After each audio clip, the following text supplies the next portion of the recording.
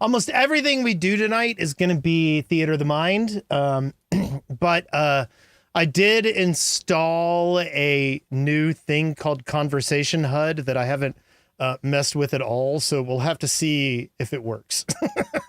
The idea being that we're going to put, hold on, let me see. I can put people. Oh, wait, did I do this right? Create conversation. No.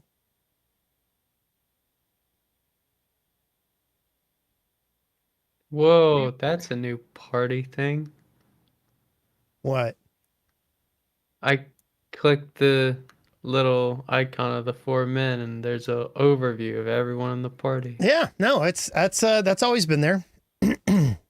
Not like that. It was nowhere near this fancy last time. It wasn't? Did they do something weird? No. Let me see. It looks great. Looks No, that's always been there. It's just yeah. You just have to click on the tabs at the top. Yeah. I don't know. I don't remember this. Yeah, it that's pretty cool. keen. Okay, so let's fix that. Everyone except me has dark vision or some sort of low light vision. I have low light vision. You don't have low light vision? I don't have any special senses. Under me it says no special senses. That's funny. Maybe you should fix that. No, Yeah, it's Lizards fine. usually have good vision in the dark, right? Not in 5e. In 5e No. D&D, they don't have dark vision either, which was shocking to me. I was looked like, in P2. Like I went over again when I was fixing my character and looked at all the little like sub races and species and stuff, and nothing, not a single one of them had like good night vision. There was one based entirely around stealth, but you know that's not Zarum, so I guess maybe what you need is to learn how to make those dark vision elixirs. Eh? That's on you to do. No, I'm not doing it anymore. I'm not. We can just be in darkness. yeah, that's all you ever want in life. That's what you have on your damn will. Tombstone. Tombstone. Give me the darkness. The Tombstone tried to stay in darkness, will now rest in darkness forever. Listen to My Chemical Romance in my honor. Nice.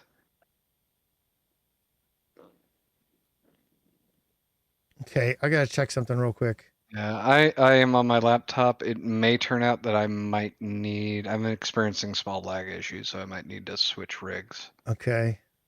But yeah, if I do that, I'll just declare it, and it'll take all of like 2 minutes.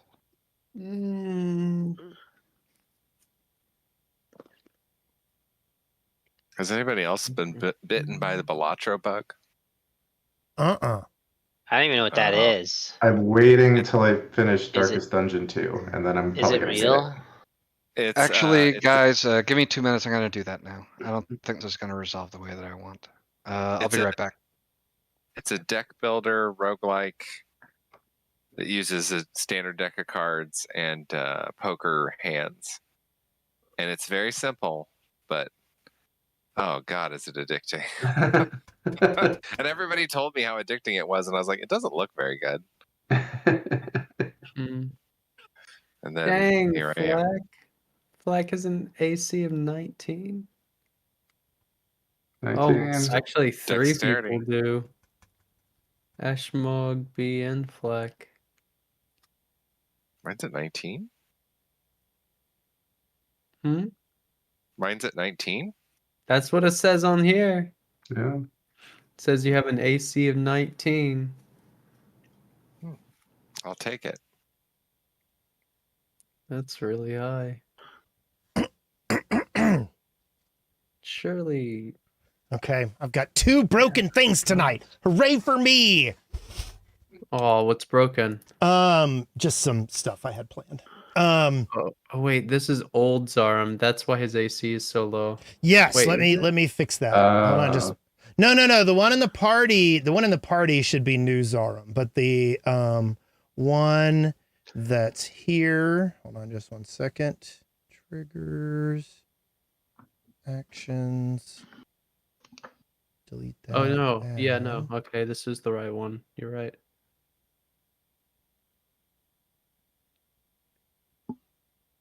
So yeah, you guys just have really good ACs. Interesting.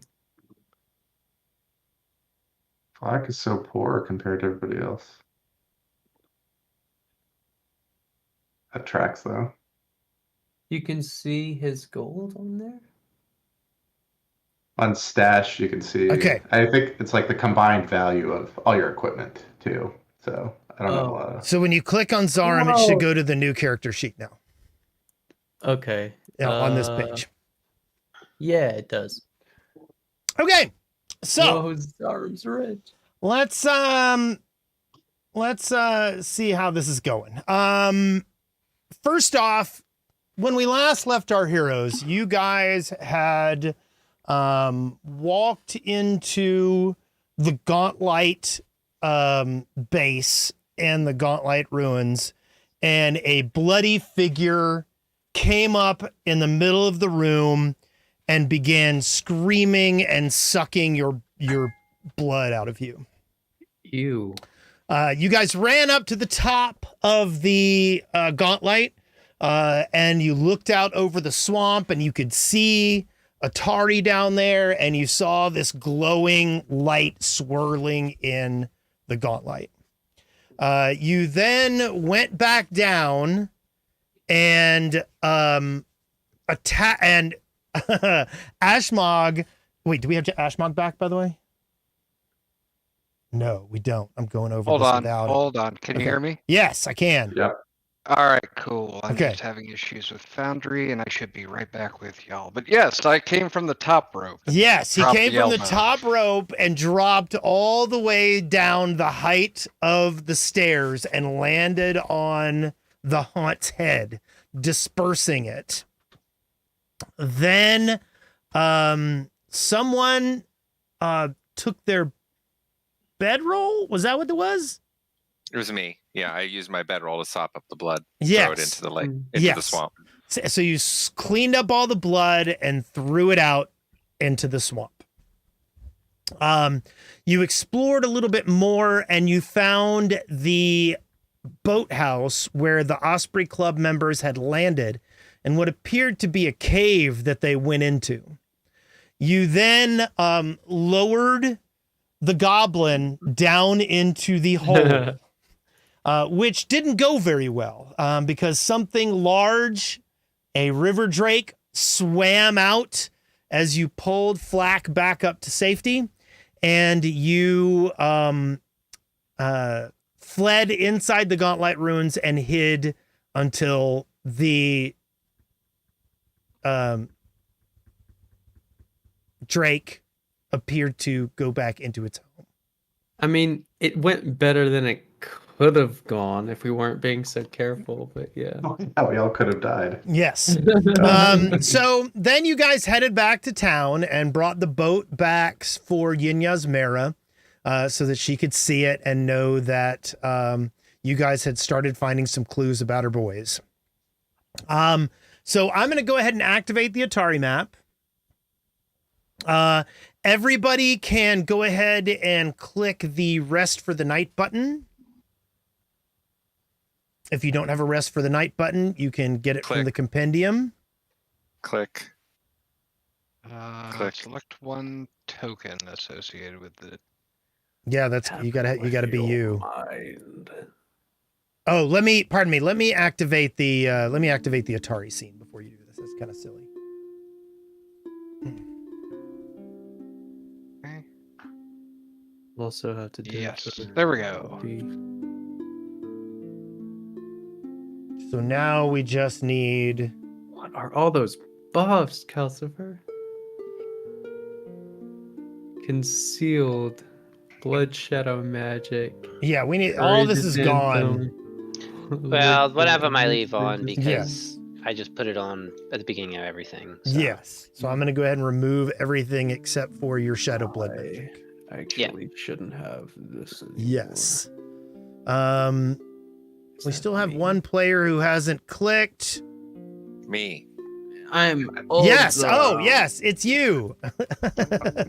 Now I got to find you on the map. Where are you? There you down here. Yes. I'm handicapped. Okay. And then I'm going to do This this. Zoram is an imposter as well. Old Zara. Select Mhm. at least. Oh yeah, let me get rid of that guy.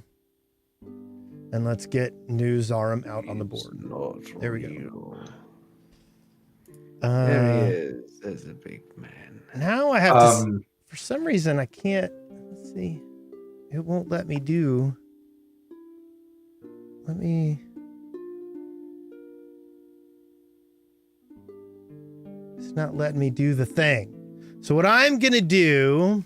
Let's see. I'm gonna configure ownership and give ownership to.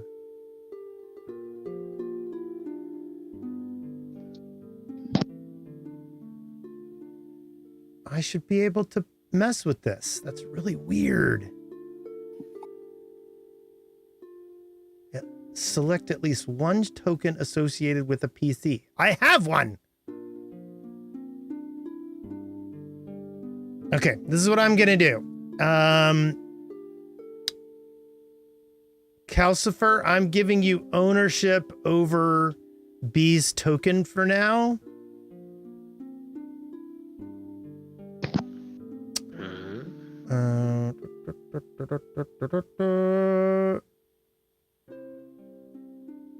Wait.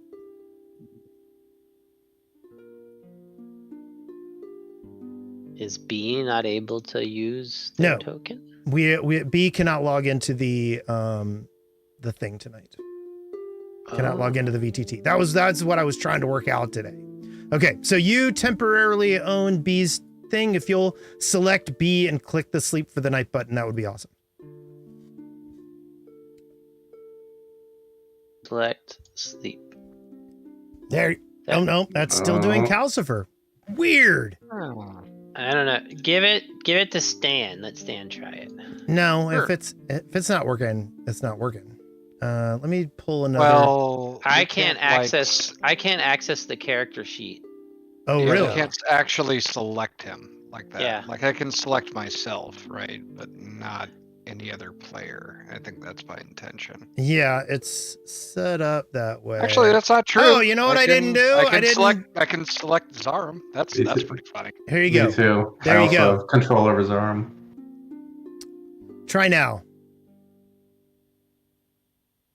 I can now access the character sheet. No, Okay. well, that didn't work. I definitely have B selected, and then I click the rest for the night button. And The I macro guess it's the bar macros. is Yeah, the tied macros to are your probably tied sheet. to your character. is there another rest for the night button? I think if you open the yeah. character sheet, there's a bed. If you Yeah. open the character sheet, there's a bed icon, and I think if you click it, you can rest. Yeah, that's how I do it. It's right under your max HP. Oh yeah, look at that. Alright. Hey. Stan, do you still have control of B's character? I don't think I have control. Of I these never characters gave at it to all. him. Oh, how did I get control of it then? Because I gave you control of him. This is a confusing night. I'm sorry, everyone. I can run all this stuff. I B, blame you're the going out to sea. You're going You're out to sea. You're gonna swim. Hey, good to see you guys. Man, I was just gonna blame the universal blame sink. That woman Carol Baskins. And Oh my god. Okay, so you guys wake up and it is festival day. It is the day of the Founders Festival. If you guys want to, you can pull up over on the landing scene in your journal. There is a flyer for the Founders Festival if you guys have any questions about what's going on. Now, one thing I am going to point out is that I could come up with a schedule for these things and make things overlap, but that seems boring. So as far as I'm concerned, these events are happening whenever you want them to happen. Okay? We are gods.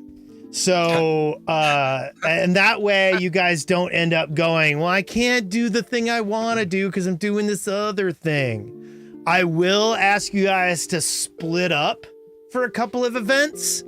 If you want to go off on your own or go in different directions, we're going to, at one point in time, we're going to split and we'll take turns doing each group, but you won't all be at the same one. Does anybody have any questions about any of the things that are going on? Not a question, but I think in the morning, before everybody kind of goes off to do their fun activities, Flack would tell everybody about the conversation with Rin. Yeah. And how she would like us all to get together at some point today to come by for a Hera reading. Yeah. So whenever we all have a nice break, get a turkey leg, get a beer, head over. Oh, there will be many turkey legs. Oh yeah. By the yeah. way, there are also two team events that I did not put onto the menu. There is the sledge pull for teams of 6 people, and then there is the wild cow milking. What? Good. Go on. So, All right, who plays the cow? no, they're real cows, but they are not tame cows. And everyone, it's a competition. It is one of the funniest events of the year. Basically, they hold it over at the Farmers Guild, and they get a bunch of wild cows in there and watch everybody run around like crazy. I'm sure I've been to many of them to laugh. Yes. So so you guys walk out in the streets and everybody is walking around and in a great mood. There are decorations everywhere. You hear music coming from various band setups around the streets. And it is a very, very busy day. It is obvious that a lot of people came in from the surrounding farms and things like that. And it is a joyous day, and it's time for you guys to relax and have a good time after almost getting all your blood sucked out of you. There's a joke there, I know it. Yeah, I'm gonna grab myself a nice turkey leg, a nice beer, and probably wander on over. I think the caber toss or the tree chopping is happening first. I know you said the boxing and wrestling is happening later. So literally, I'm going to say that these events are happening exactly when you want them to happen, because I don't want to worry about trying to play with scheduling.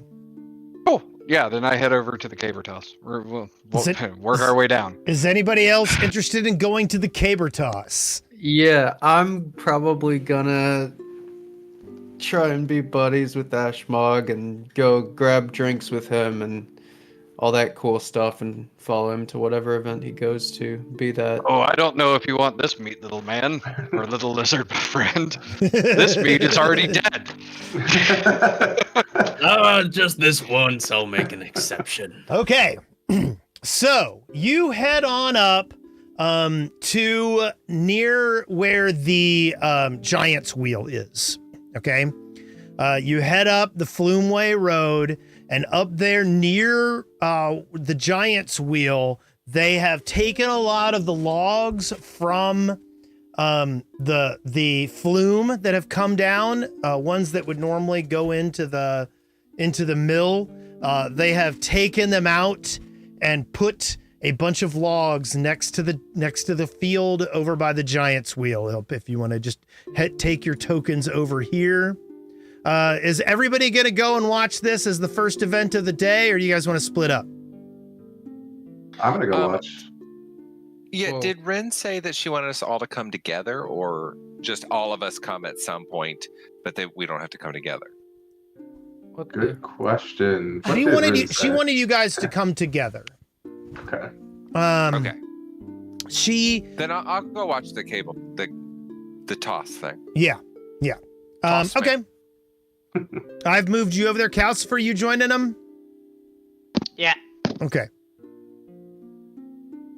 So, the guy who who handles the logging at the Giant's Wheel is a guy named Clorte Hengis.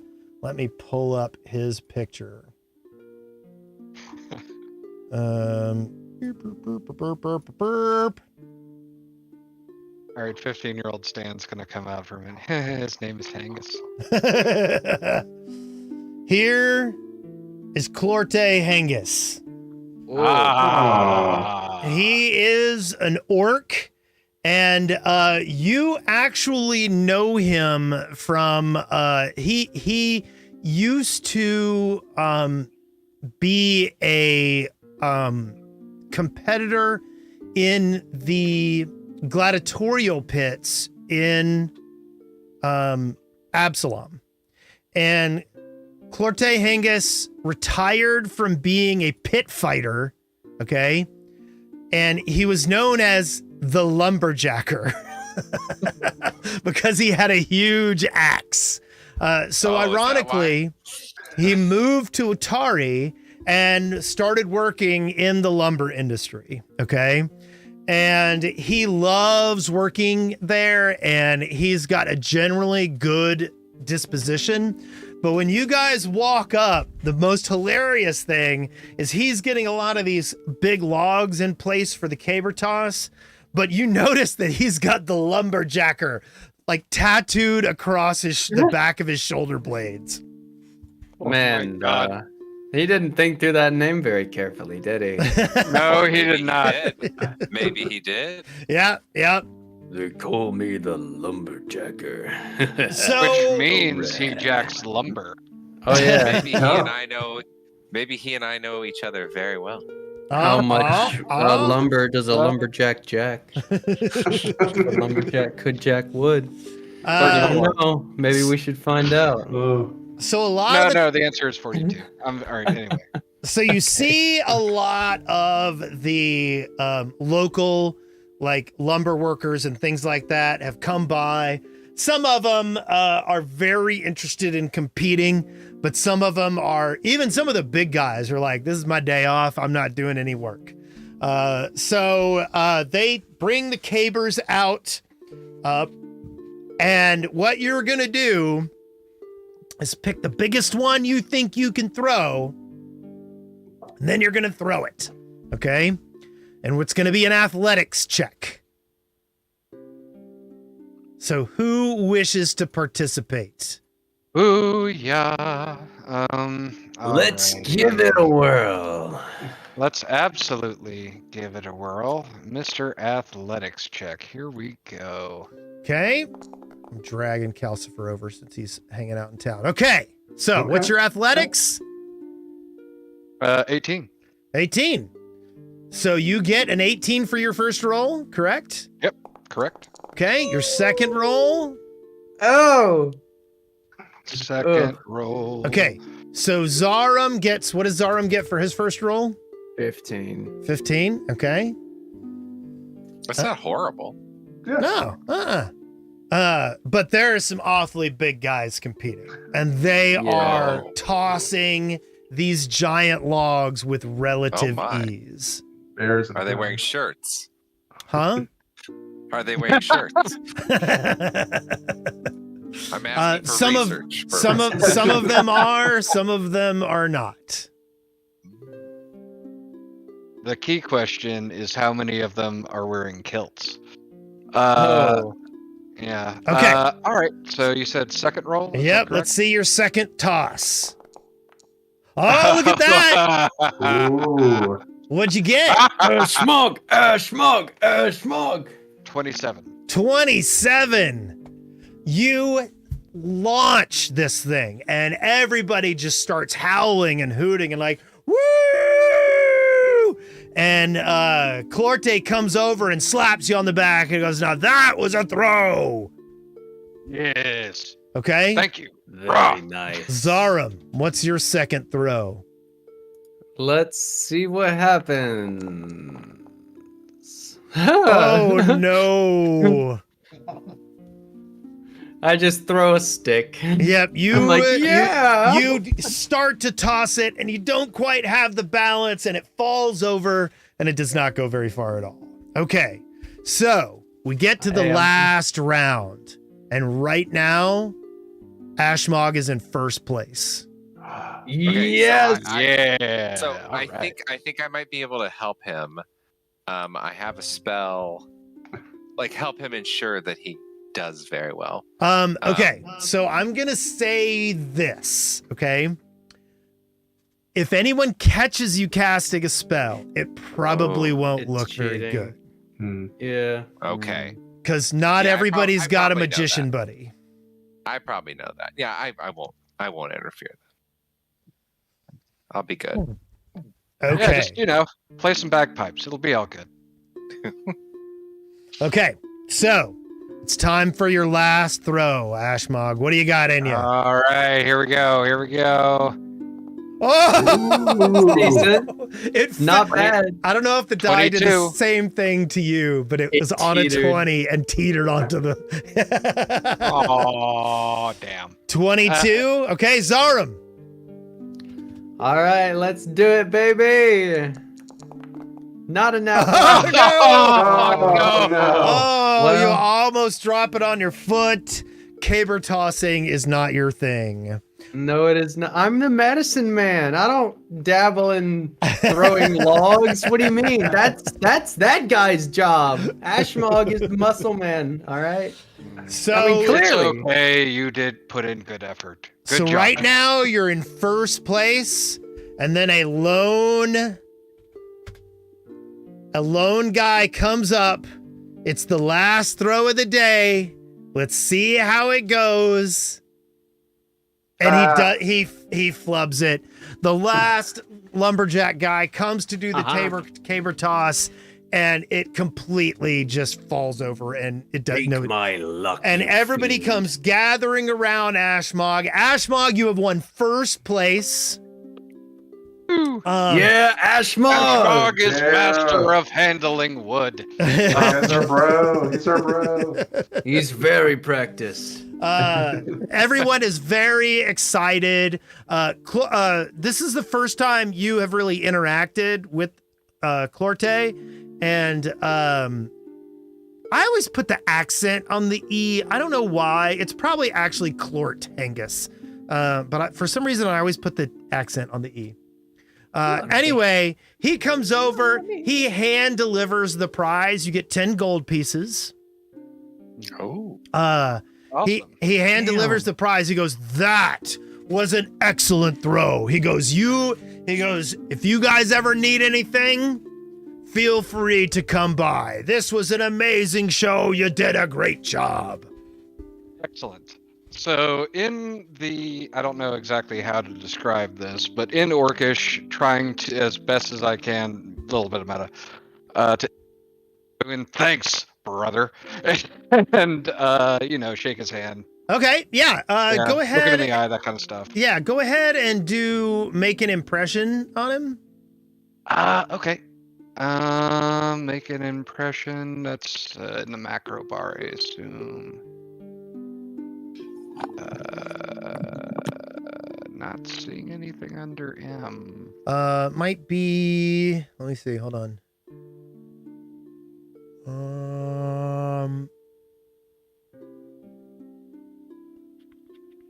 Where is it?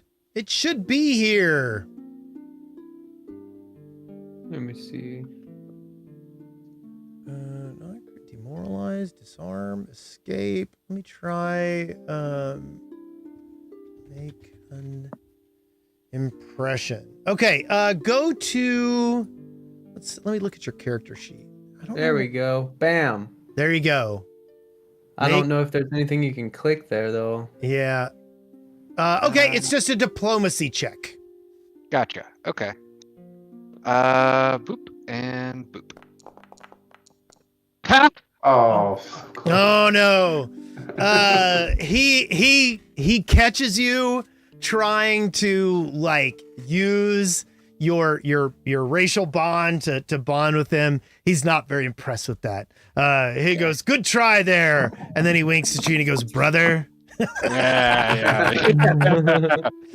By the way, yeah. by the way, I figured out what it was. If you go to your basic action macros up at the top, it's under exploration as opposed to encounter.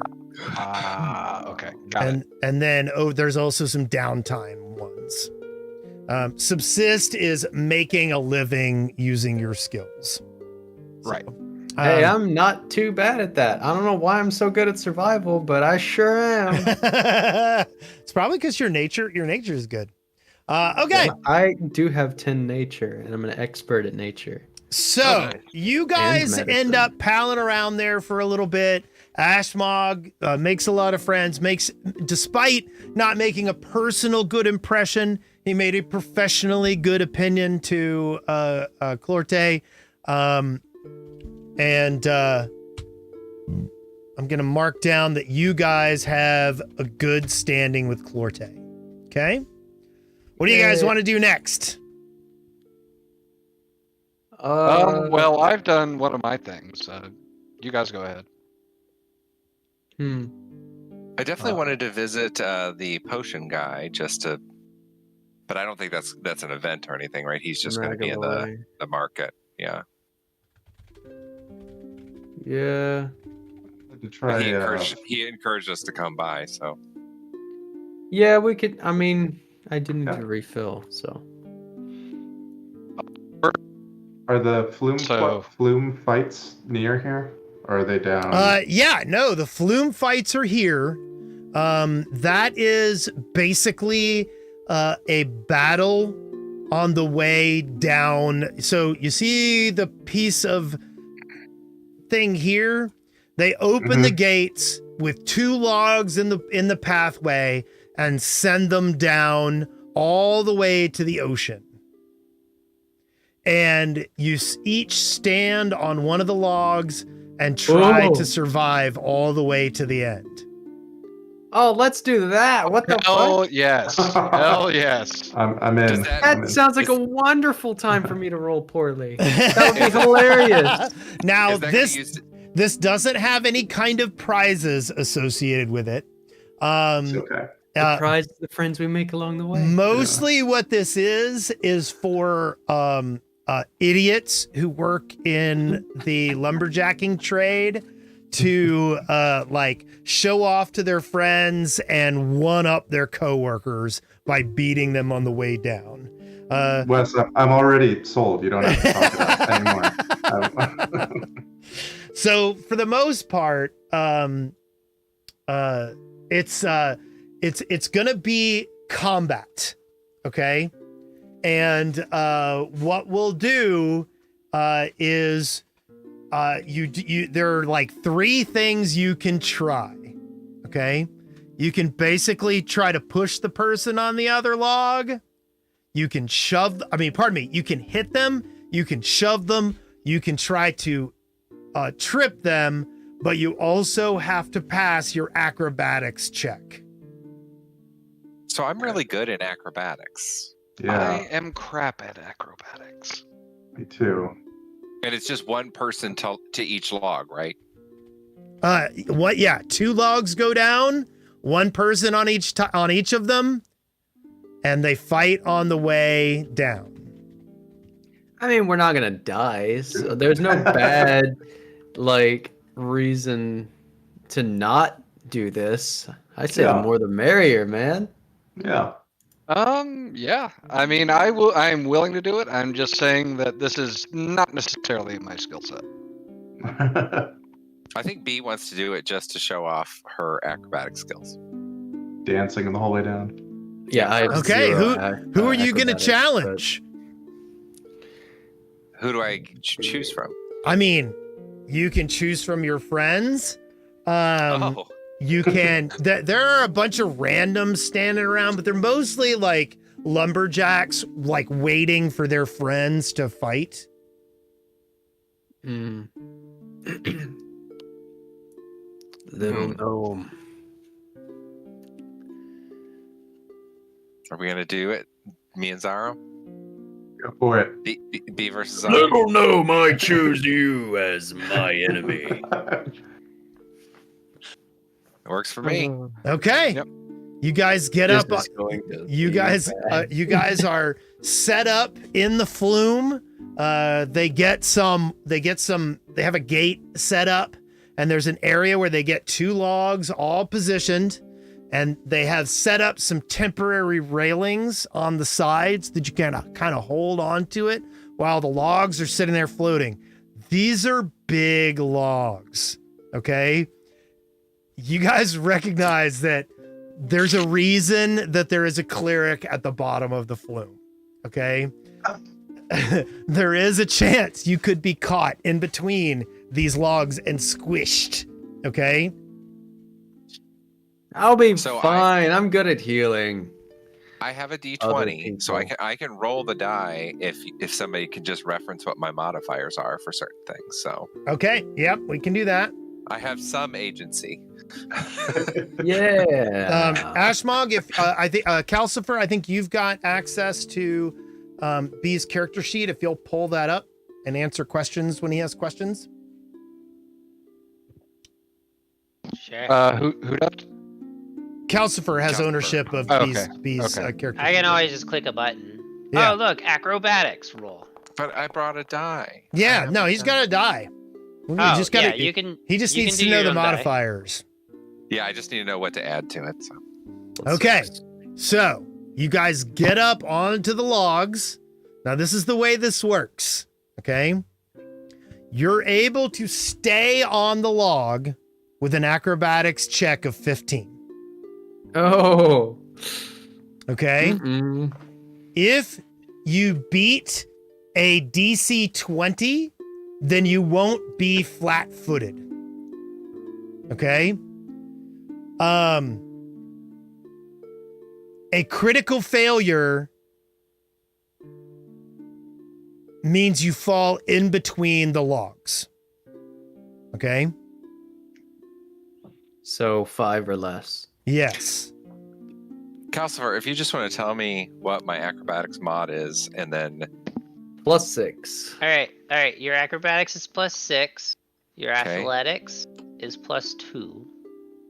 I Okay. just want to write them all down real quick so you can. yeah, that's have, what I'm doing. Wait, do we So what have you your need, to what do- you need Your is deception is +8. Oh, go I ahead. don't need all that. yeah. But will the attacks be unarmed combat? Yes, you need unarmed combat, shove, and trip. Unarmed is +4. And there is no modifiers for shove and trip on here. They should be under basic Your action basic action. macros. Yeah.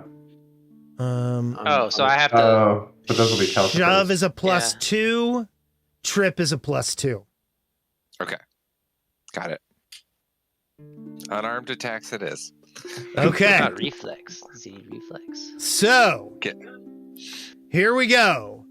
They get the logs lined up, and then they open the gate, and you guys start going down the chute. I want each of you to make your acrobatics check right now. It's Okay. gotta be acrobatics, huh? Yep. Alright. Oh, pardon me. Let me double check that. Yes, acrobatics. I was gonna say if Cool. it's not, I'm bowing out. I rolled a 17, so 23. 23. You are on your log, and you are not flat-footed. You know what? Hold on. Oh, by the way, everybody gets a hero point if they want it. Oh, hell yes. The real dice are coming out now, baby. Okay. Let's go. Fuck the computer bullshit. I got my own D20 right here. Look how pretty that is. It's metal. Ooh. Surely the prettier it is, the more luck I have. Yeah, Right? yeah. It is always Alright, better let's to see. use dice that you can punish if they fail you. I failed. I got an 11. You got an 11? Okay. So you Awesome. kind of wait, hold on. Why did I do that? Was weird. Let's do this. And yeah, I have a +0, so it's just 11. Okay. So you managed to Oh. slip down and you're prone on your log right now. Okay. Yeah. But you're just prone. You're not off it. So you guys are next to each other. Now each of you can announce the thing you're gonna try to do to the other player. I'm gonna try hold on. Well, no, you can do an attack on the other player. Oh, but well. You're prone. You're gonna have. I'm gonna give you a -2 on the attack. Okay. Well, obviously, then I guess I'll try and shove. Okay. So you have a. You're gonna take as you're shoving. You will take a -4 penalty to the shove. Okay, because you're on a log. And then you get a -2 penalty on the shove because you are prone. Flat-footed. No, prone. Oh. The flat-footed gives you a +2 onto what you're gonna do. Okay. So I get a -6. yes, you have a -6 on your shove action. Okay. You have a total. This giant lizard in this little gnome. Yes, you actually have a +0 penalty on your unarmed strike. So it's your normal unarmed strike attack. And all we're gonna do. I don't roll shove. You're gonna roll shove, but you're gonna get a -6 penalty to that shove. Yeah, that's He's what I'm doing doing. an unarmed strike, and he's gonna get a plus. That's what He gets a +0. you were talking about. Got it. Yes. All right, cool. Okay, so each of you. I get my +4 modifier, right? Yes, you still get your +4 modifier. Mhm. So go ahead and roll. Ooh. I got a 7 with my modifier. You got a 7 with your modifier. Yeah, Okay. I rolled a 3. So you both failed in your attacks. Okay. All right. So It's because our heart isn't in it. We don't want to attack each other. yeah. Yeah, that's the reason. So you guys are still zooming down the flume. Okay. And it is now time for you to make your acrobatics check again. Zarum, if you succeed in your acrobatics check, you can stand back up again. But you're gonna be flat-footed still. All right. You know what? I'll trust the system just this one time for my acrobatics. I got a Let's 16. do it.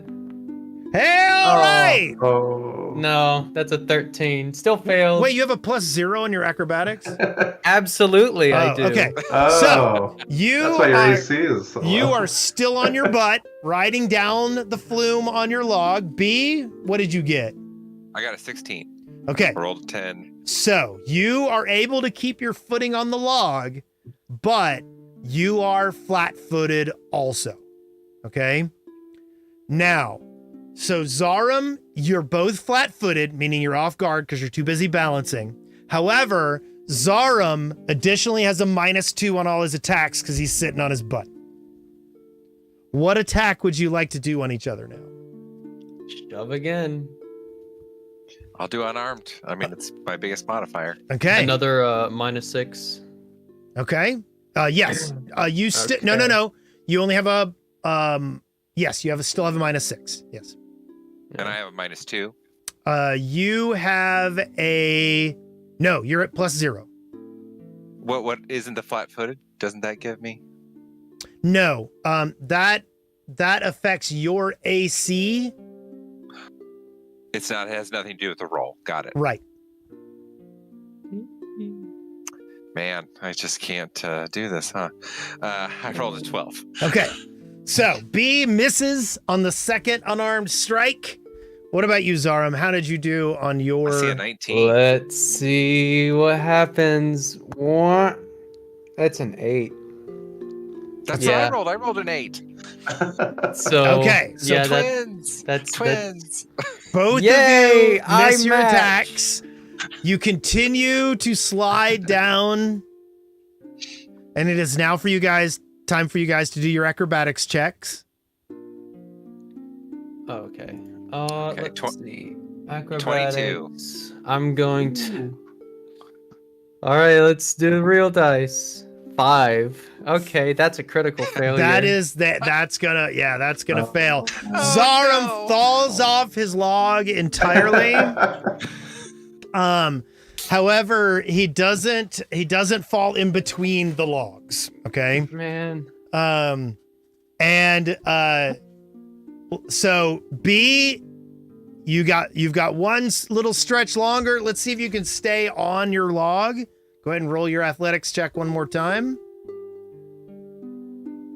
Yes. 21. 21. Okay. You managed to come out the end of the flume looking like you're riding that thing like a skateboard. You're doing great. Yep. Zara, I'm doing you come dances. sliding out on your butt. I never once stood up, man. The whole time he's just, fucking Christ! And he's just sliding on his butt, just barely. You do manage to get beat up a little bit. You end up taking about 5 points of damage by getting like knocked back and forth between the log and the wall. When you get down to the bottom, they have some like people in boats that drag you over to the dock, and you guys are pulled back up onto the dock outside the fishery and can climb out of the water. Well, hey man, I knew it would end this way, but I'm brave, right? I make sure I like run over to Zaram and like try and give him a high five. Like, that was amazing. Oh yeah, I'll be like, yeah. Like- you're not so bad yourself, almost as good as me. High five. Okay. Look at you, see? So I'm so skilled. you guys are kind of split up now. If you want to go to two different things, you could, unless you guys want to plan on meeting somewhere after this. If you planned on meeting before you got on the flume. I sort of want to see the what do you call it? The crafting expo. Okay, that's Like yeah, where all the vendors are. yeah. That's where I wanna Yeah. go That's to. up here at Otari Market. I'm not gonna be rich Cool. enough to buy anything, but I can look. I have stuff to sell too, but I don't know if the market's the time to do that. We can wait till later. Yeah, this isn't the best time to be doing business. Everybody's having a good time. So the space down at the market is all set up with so they've taken the stalls and sort of turned them into showcases. So people bring in their crafting creations and set them on where, on the counters of these stalls that are normally around. And I've you played guys Stardew Valley, I know. Yeah, you guys spent some time walking around, looking at all the stuff. You guys didn't enter anything, so it's not a, it's not a huge like wee sort of situation. But you do walk around and see a lot of cool stuff. There's some really excellent craftsmen in the area. In particular, like some of the farmers have done a bunch of weird stuff with like some of the bones and things of the creatures they slaughtered. There's some really ornate kind of bone totems that you guys are really particularly impressed with. Oh my, that was my name in college. Lumberjackers, bone totems. Oh my. So you guys spend a little bit of time walking around the crafting area. Like I said, you guys didn't enter, so there's no competition here. I noticed that Flack did not head over there. What are you going to do? Black's interested in trying his hand at boxing, I think. Okay. Yeah. Now, I know that Ashmog wanted to do boxing and wrestling also, correct? Oh yeah. I can wait on Ashmog. Okay. Wait till after Yep. this. Okay. Well, then after, why don't you guys just head on up there? The boxing and wrestling competitions are coming up soon. Cool. All right. I want to go and watch that and like kind of treat wounds while they do that. I've got the again, druid working my corner. like it's not really considered like good form to be No. Treat wounds on myself. Oh, okay, I yes, got yes. squished between logs. I'll just sit there and I'm just like, oh man, you guys are doing so good. Hold on. Wait a minute, Wes. You're saying I don't get a corner man? Is that what you're saying? You don't get a what? A corner man? I don't know. No, Be your guy in the corner. No, Shoot. no, nobody has time Okay. for that. Ah, well, all right. Rock, you got him on the ropes, Rock. Yeah, exactly. You just get in there and keep fighting, and I'll give you something special. Here's your blood bucket. 2 gold. Okay, Drink so the water. so spit they the blood are out. holding the wrestling and the boxing at the same time. Oh. Hmm. So you got to pick what you're gonna do. I think boxing for Flack. Which So- one allows betting? Huh? Huh? Well, considering it's held in the Otari garrison, Okay. I don't think there's going to be any stuff there. Now, Damn. so it looks like what you're going to do is do athletics for wrestling and unarmed attacks for boxing. Boxing it is. I will do wrestling then if it's athletics. So sure. Okay, so the way we're going to do this is you fight 3 increasingly harder opponents. Okay, and you're going to get 5 checks against each opponent, and the highest, like if they beat you, then they win, and if you beat them, you win and move on to the next round. So look at that. I'm applying your healing. Ooh. Nice. 11. There you I go. succeeded on a 5, man. Okay, so we'll start with Flack. You are, like I said, you're up against another boxing opponent, and you're gonna do an unarmed attack 5 times and take your best number. All right. All at, like, no map or anything, just all at the Yes. regular. Okay. 1, 2. Go in the wrong direction.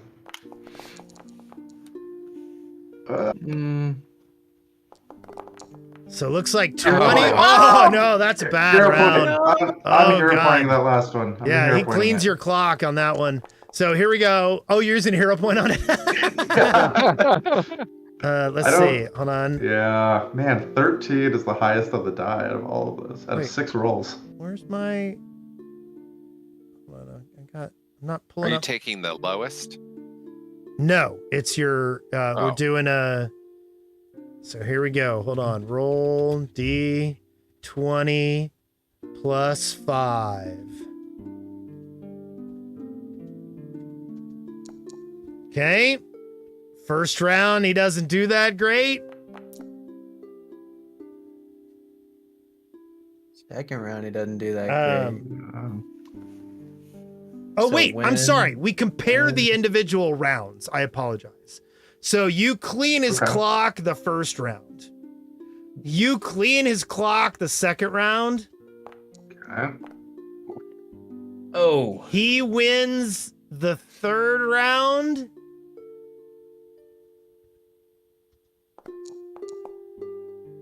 And then you win the fourth round. So you didn't use that hero point.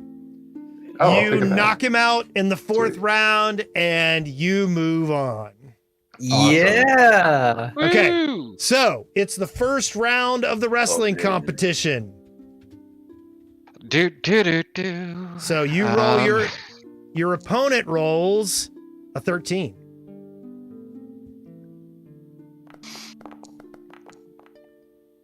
You win that one heartily.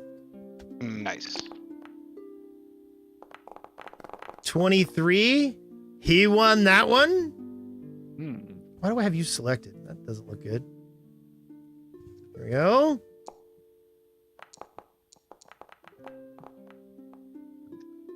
Ew. You win that one by 1 point. Woo! Close match. Oh no! Oh, yeah. So that's it. You win and move on to the next round. You pin him in the fourth. Oh Zark's, yeah. like running between the two of them. Okay. He's like, yeah.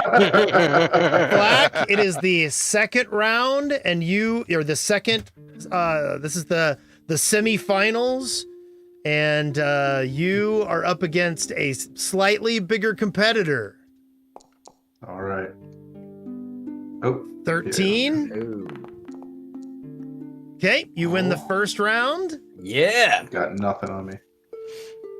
Oh. Just don't roll in that one. You should- Oh no! You win the second round, but you both like almost like knock yourselves out. Third round, Okay, that's gonna be tough.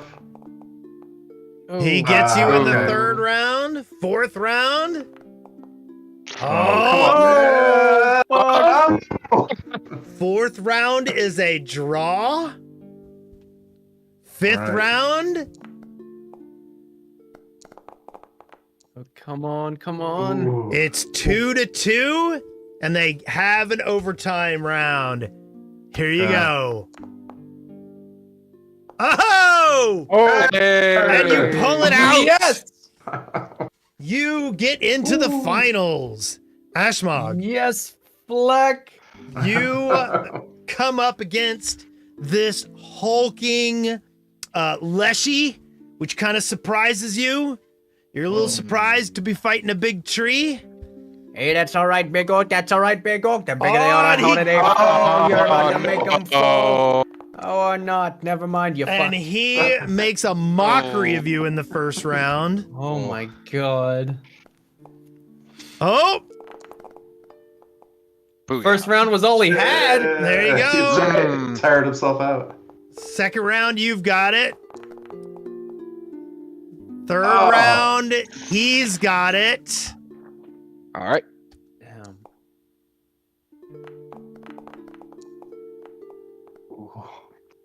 Fourth round is a tie.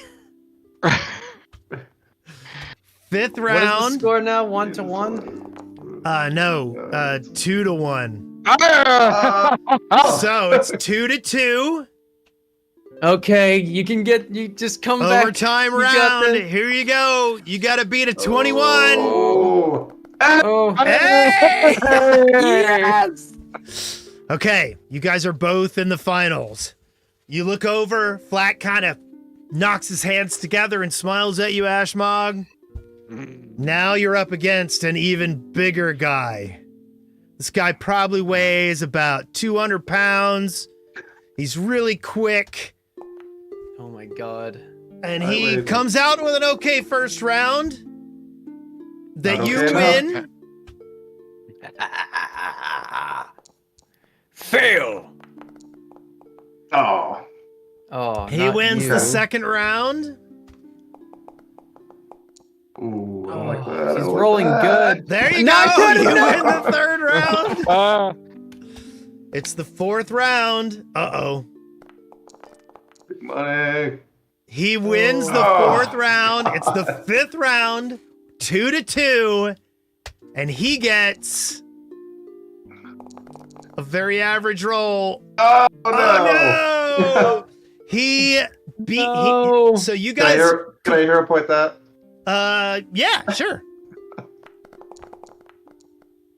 Oh, Oh, there you go. Hey. So Through the you power get of cheating. you both finish the fifth round standing, and the judges sit there and they think about it for a little while, and then they award you, and you are the best boxer on Founders Day.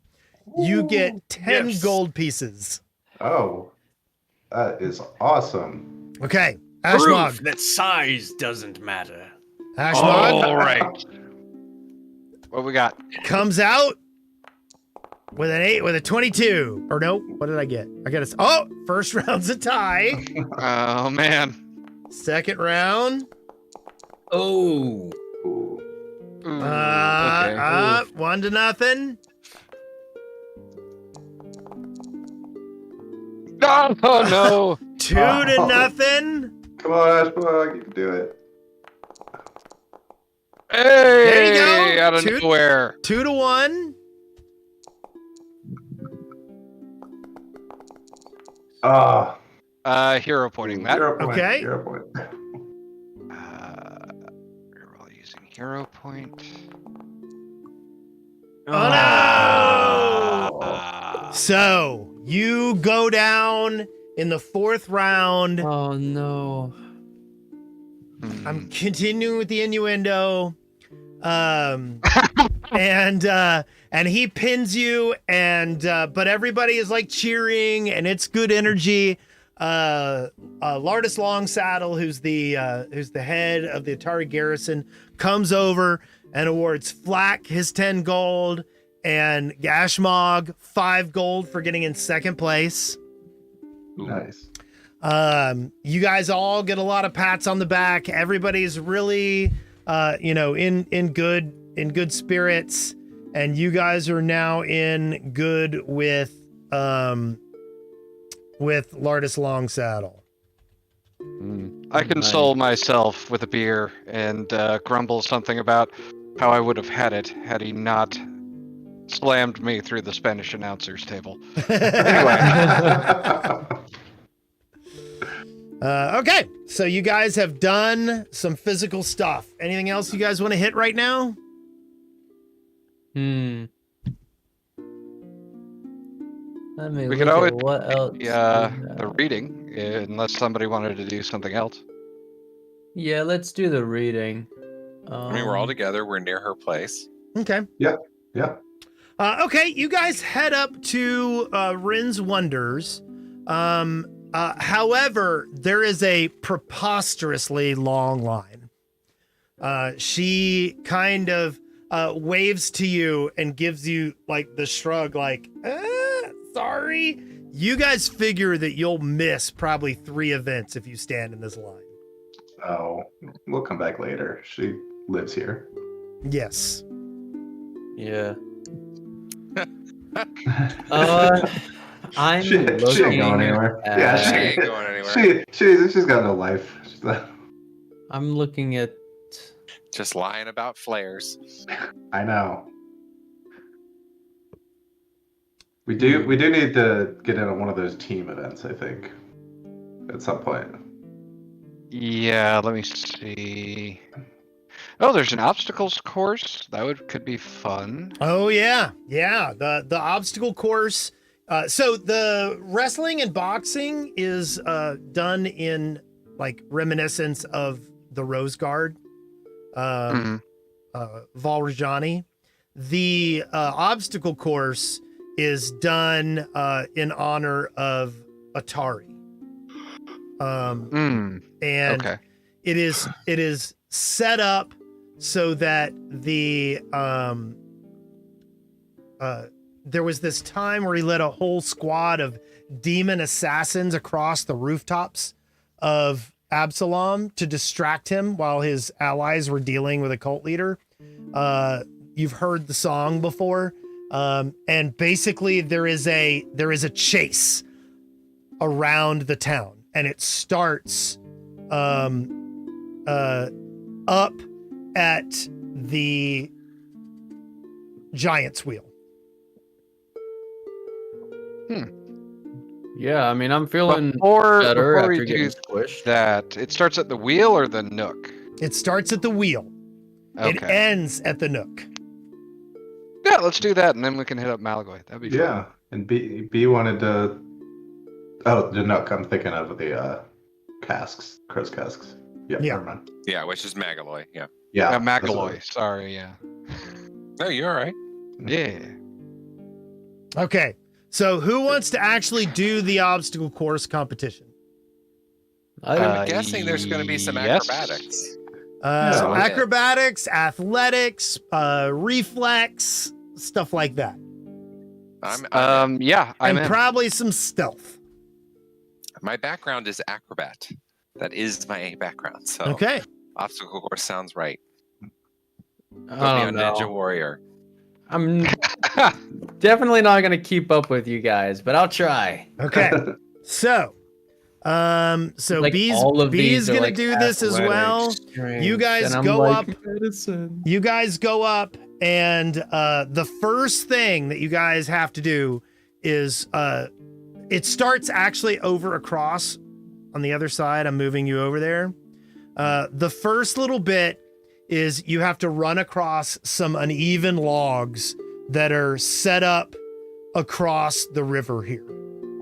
Next, they're going to make you go down the loading flume. Then you have to swim to the pier. Then you have to run across some rooftops. They've got it set up. And then you have to run through the market square and dodge attackers. Oh boy. Okay, Alright. so Calcifer, could you tell me what my my reflex is? Is it 6? I think it's 6. So reflex is 7. Okay, and then what It's other plus stats 7. would I need, Wes? It depends. I'll tell you what we have for each thing. Why don't we just get Okay. going and I'll tell you Okay. what we need. Got it. Okay. Got it. So it's time to race across the logs. Okay. On your mark, get set, go. You can either roll acrobatics, a reflex save, or perception, and the DC is 16. Yeah. Okay. Your deception is plus 8. My perception? Your deception. Oh, perception. Oh, never mind. Your So perception acrobatics, is plus 6. So perception, your best or one's reflex. Yeah, reflex is the best. Let's do perception. I rolled a 17, so that's a 24. Yay! Ooh. Nicely done. Oh boy. The reflex Oh, is the no! lonely child that Oh, Flack. Okay, I don't Flack, remember what the DC was. DC was 16. Okay. Hey. So what I'm going to do, I'm going to take your tokens and I'm going to put them in order over here. And if you fall behind, I'm just going to move you back 1 square. Okay? Mhm. Mhm. So right now, you guys are doing really well. You have to go and slide down the loading flume, but they filled the loading flume with some obstacles. Okay. shards of glass. So basically you have to like slide down the flume as fast as you can, but push off to be on the opposite side when the obstacles come along. There are 3 things you can do here: acrobatics, athletics, or crafting. And it's a DC 16. You don't have to tell me my crafting. I know it's shit.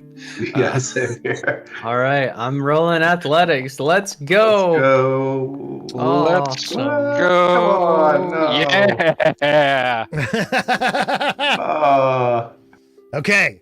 So, B, what did you get? 19. 19. Okay. So right now, Ashmog and B are neck and neck. Okay. You guys end up getting dumped into the water and have to swim to the pier. You have 3 options here: athletics, nature, or survival. And again, Oh, well, I'm doing nature. Fuck yeah. DC 16.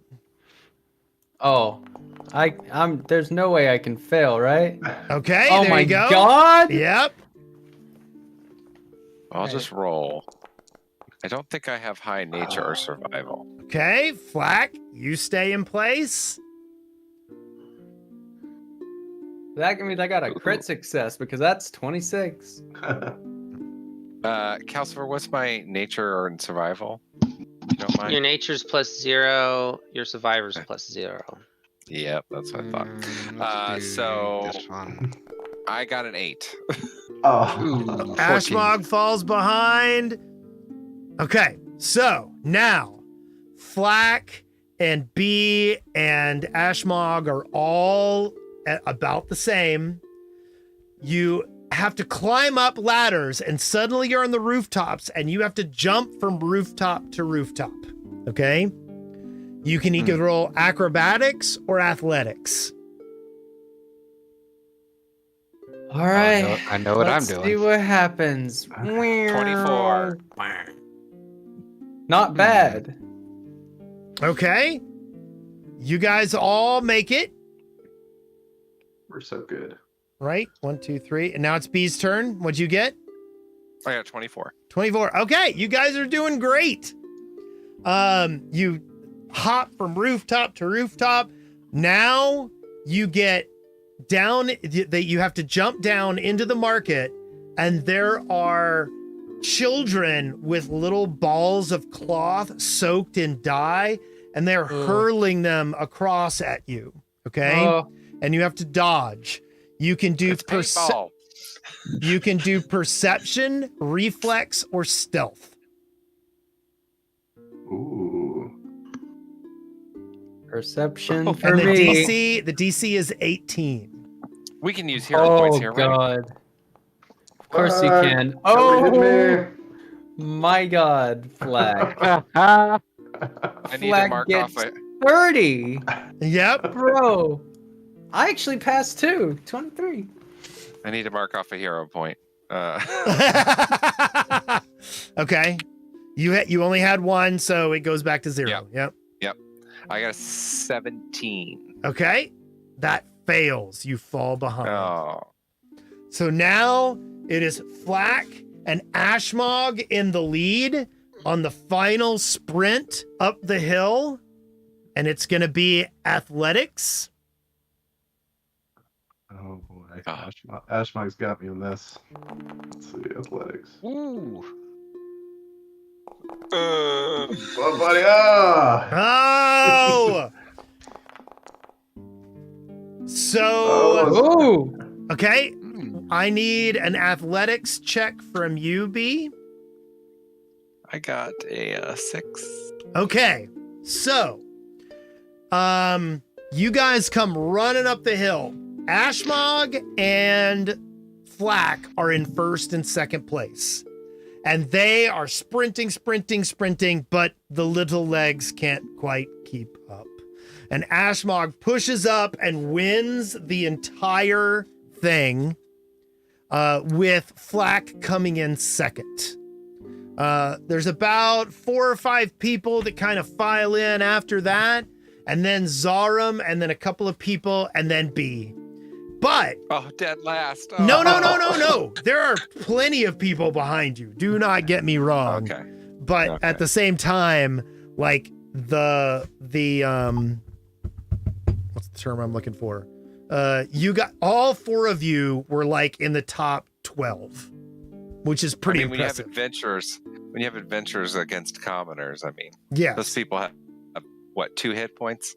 Well, I mean, a lot of these are like 3rd level commoners and stuff like that. Some of them actually outlevel you. Just They're not on made of anything paper. important. Hey man, it's cool. We did better than the pig farmers. We're all right. So, you guys come across the finish line, and what's her name? Yin Yasmera is really proud of you. Ashmog, you get 10 gold, but this is worth this is of Crooksnook credit. Oh, okay. And Flack, you get 5 gold in Crooksnook credit. All right. I'm going to enter currency, create item. Ooh, look at you making a unique currency. That's a good plan. The dice know that I'm not good at athletics. I rolled a 5 and a 1 afterwards to see. It's like, no, you fail. But it was very exciting, but you guys are beat. Like, you are so tired, and it's not even lunchtime. What are you guys gonna do? We should Let's eat. get lunch. Yeah. Okay. Yeah. It's a good Lunch resting. and then head and I mean, you're right walk here to the at first desk. Yin Yasmera's place. Yeah. This is all We a can, scam from her. we can we can treat you guys to lunch since our money's no good anywhere else. Yeah. Sure. Yep. All it takes is half a gold, and you guys can all eat and drink to your heart's content. Cool. Neat. 5. Oh, it won't let me do. Well, that's fine. I'll tip 100%. I'll take care of it, and I'll tip 100%. Oh, look at you. In Man. Crooksnook credit though, like yeah. Hold on. Guy, let me do it. Let me do it. That's still gotta I came in get first. Let me buy the some- drinks. That seems right. All right. Okay. It's just it won't let me have 4.5 Crooksnook credit. So Oh, I see what you're saying. yeah. Yeah. Whatever I'm contributing, it'll be 1 gold worth of credit. I'll just put it down to 9 and yeah, add a tip. There we go. There we go. Okay. Your script, yeah. So, what are you guys gonna do now? You guys take a break, get some energy. You've got another 4 hours of the festival. What do you want to hit? I can't see the list of activities. What are some Here, of I'll the show it to lower- you. Boop. Hold on. There's a delay, so it'll be a couple seconds before I Yep. see it on YouTube. I'm getting really good at lip reading though. Lip reading. When's your Because- play? When's B's play?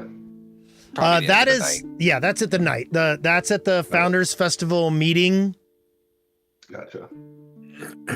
Lip readings are because the video of Wes talking is delayed by a bit, but I can always tell what he's saying because it's muted. I can't have the YouTube audio Yes. on while I. So Yeah, that doesn't work. okay, let's see the list here. So there's lots of simple, less exertion. Yes, there are things. plenty of things where you guys can go and relax. So, We could. Oh wait, but Flume fights is under activities. yes. I saw bingo. I saw cards.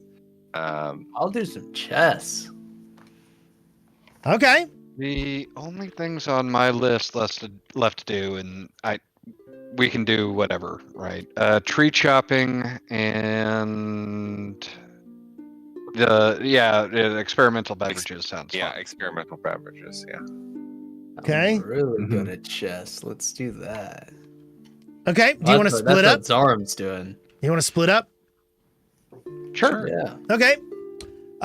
Who wants to head over to Churtle Chess? Flack that will sounds go. tricky. Flack will watch Zaram and see if he can figure out how to play this crazy game that Okay. he's never really understood. What's the other choice people are going to right now? Besides chess, Yeah. I think experimental. Beverages.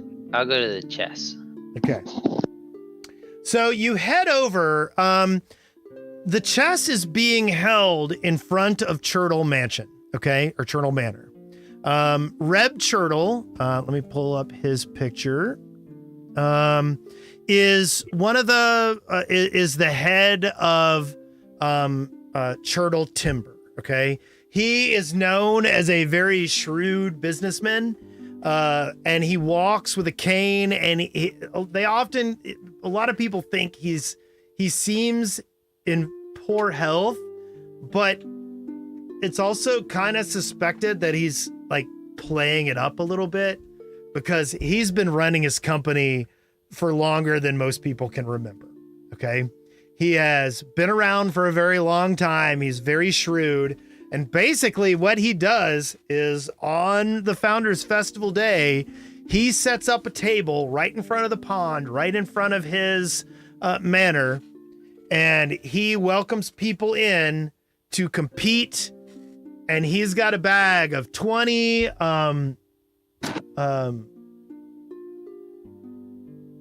30 silver pieces sitting on the table, and anybody who can beat him at chess gets 30 silver. Shoot.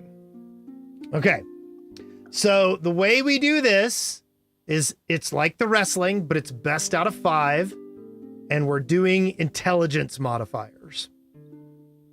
Okay. Wonderful. You can do it. So Reb kind of smiles at you when you walk up, and he goes, "Oh, ho, ho, what have we here?"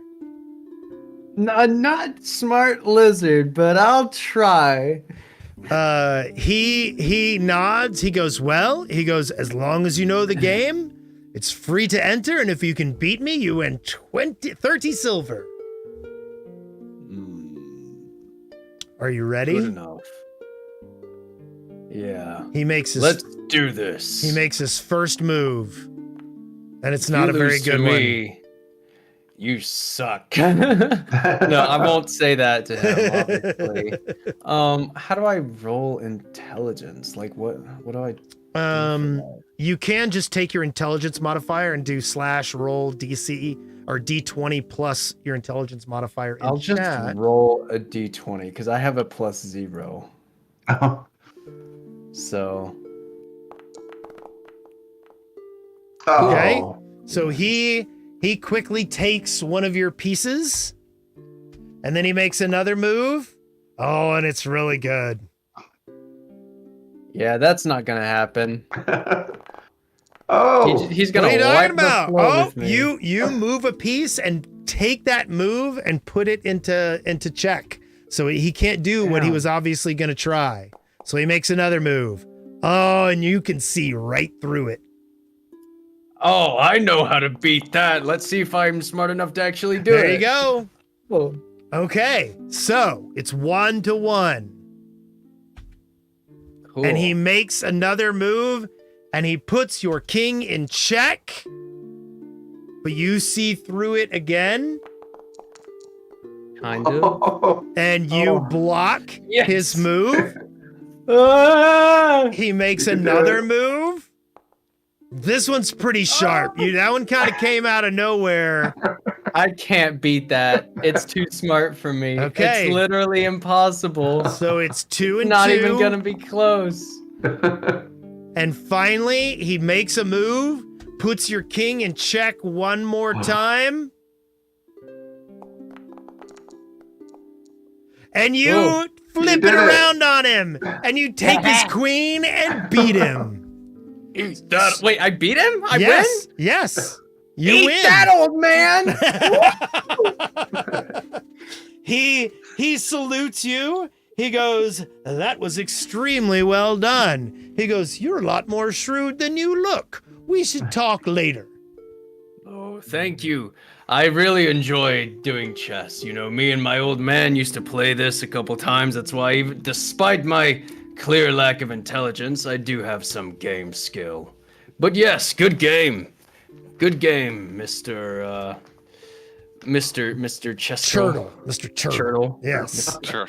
Turtle, Chess turtle. I thought you It were was about to say something, Mr. whatever. Miyagi. He reaches out, shakes his hand, and Yes. and also takes the bag of gold, baby. I wanted Okay. something.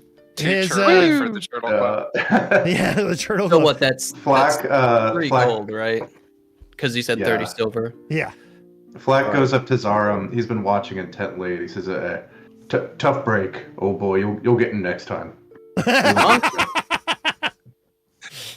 Zarum reaches down and pats the little goblin's head. You have much to learn, young one. I'll Okay. teach you sometime. It's good fun, especially with drinks. Even better. Okay. So, does anybody else want to do chess? I'll do a Fucking chess match phenomenal. with him. Okay. Okay. Nice. So, I love turtle. you walk up and he goes, "Ooh, I have not met any of your kind. Where are you from, sir?" From the dark. He goes, "That's From the darkness. that's a very broad statement." So he reaches down and makes a move. Bro, what even are you? Just a human? No. No, He is I'm a not. fletchling. I don't even know. Alright, how do I do this? So you can just roll like I have a +2 in intelligence. So in chat, type I can- /roll D20 Can I plus just 2. like can I just hit my arcane? Because that's also a +2. Sure. Yep. Okay. Alright. You make an amazing move at the beginning. He counters.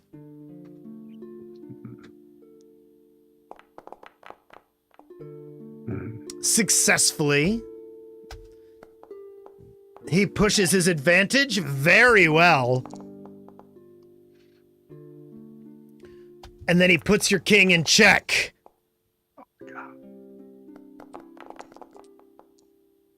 Oh, but you managed to fend it off. He moves his queen over, makes a decent move.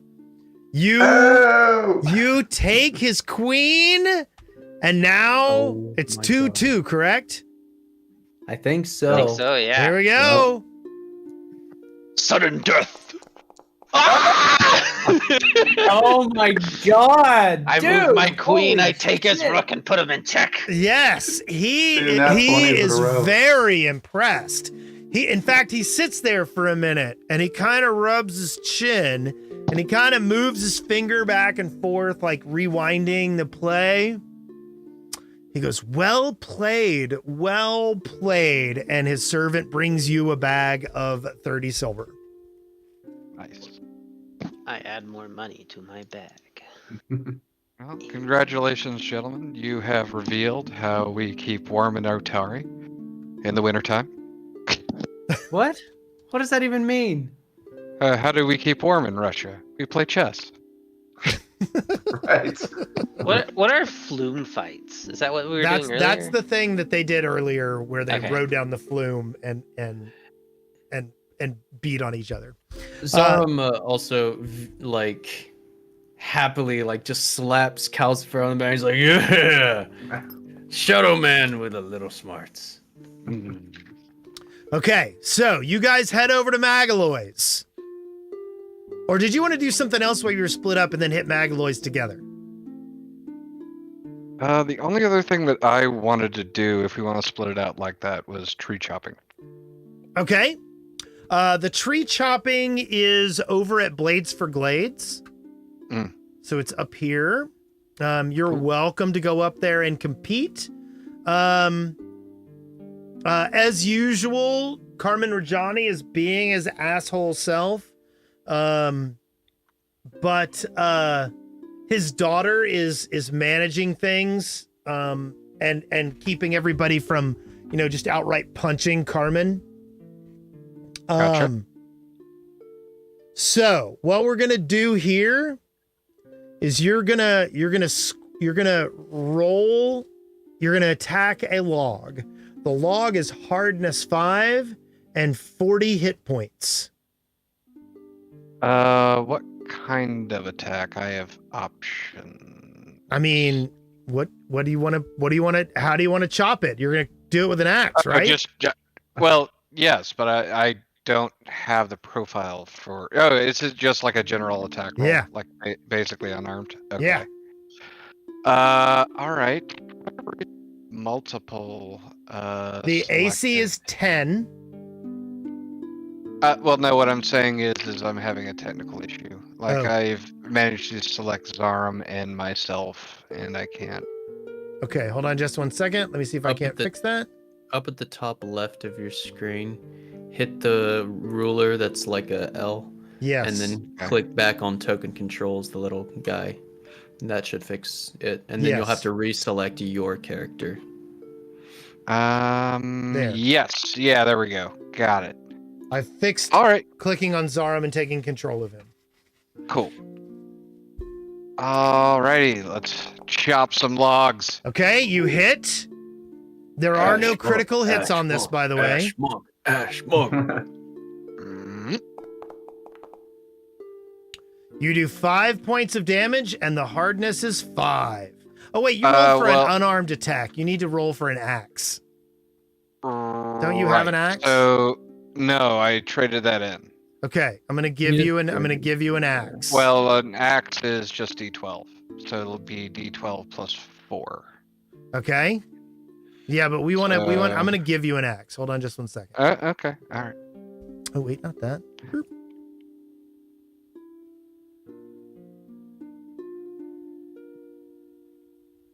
What kind of axe do you want? You want a great axe? Free axe! I will, hey now, Free X, free X. don't threaten me with a good time. Wait. See, the game master's handing you an axe because you forgot to bathe. Hmm. I'm not seeing anything but a normal battle axe here, so I'm just gonna give you that. Okay. There you go. It's in your inventory. You can equip it. Right. Yeah, and we're gonna not have either one of these, so Born. Okay. There we go. Okay. So roll. That's going to hit. Okay. Okay, you do 10 points of damage to it. 5 of it get soaked up. Mm-hmm. Attack again. Can I rage in order to do this better? I can't see you raging against an inanimate object. That doesn't seem like the idea behind barbarians, really, does it?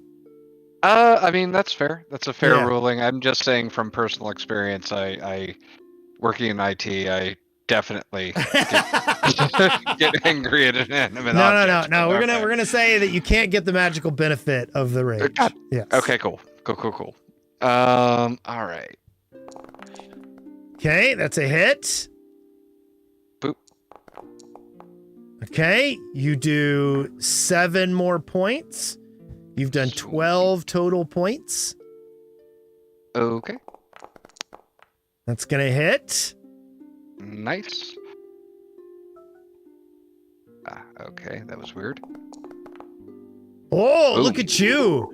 That's another 7 points. So that's wait, hold on.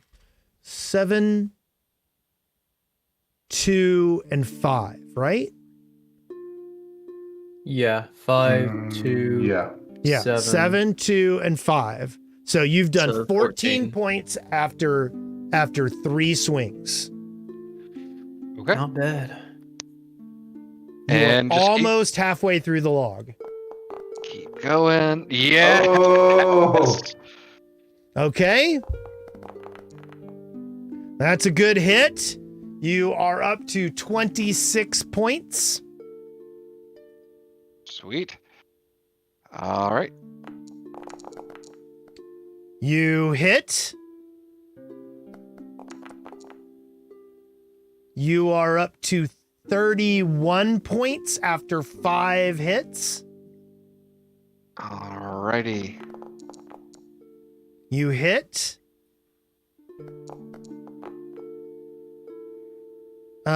37 after 6 hits.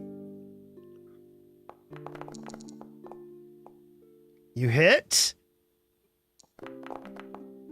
You make it all the way through the log in 8 hits, which qualifies for 4th place. Oof. But it was Okay. a good effort. Yeah. You don't win any money, but you get to see like some of these lumberjacks, like they are brutal. Their axes come down and huge hunks come out of these logs. So you sit there watching, maybe learning a little bit of technique. Carmen is really insulting to the people who aren't doing very well. He picks on some of the people because of the quality of their weapons. And I'm going to have you give your loner axe back. Cool. Burp. There we Burp. go. And that's the tree chopping. Anybody else want to do that? Okay. Me. So you No. guys want to wander over to Magaloy's, huh? Yeah. Yeah. Well, that's the Farmers Guild. Here's Magaloy's. Ashmog was defeated by tree. Crow's. So you guys head over to Crow's Casks, and Magaloy is hooting and laughing. And he says, he sees you guys and he cackles. He goes, come on over. He goes, I have a lot of potions here. And you guys are kind of fascinated. He's got 4 sitting out that nobody has tried yet. Oh, I'll be your guinea pig any day, Magaloy. Hold on just 1 second.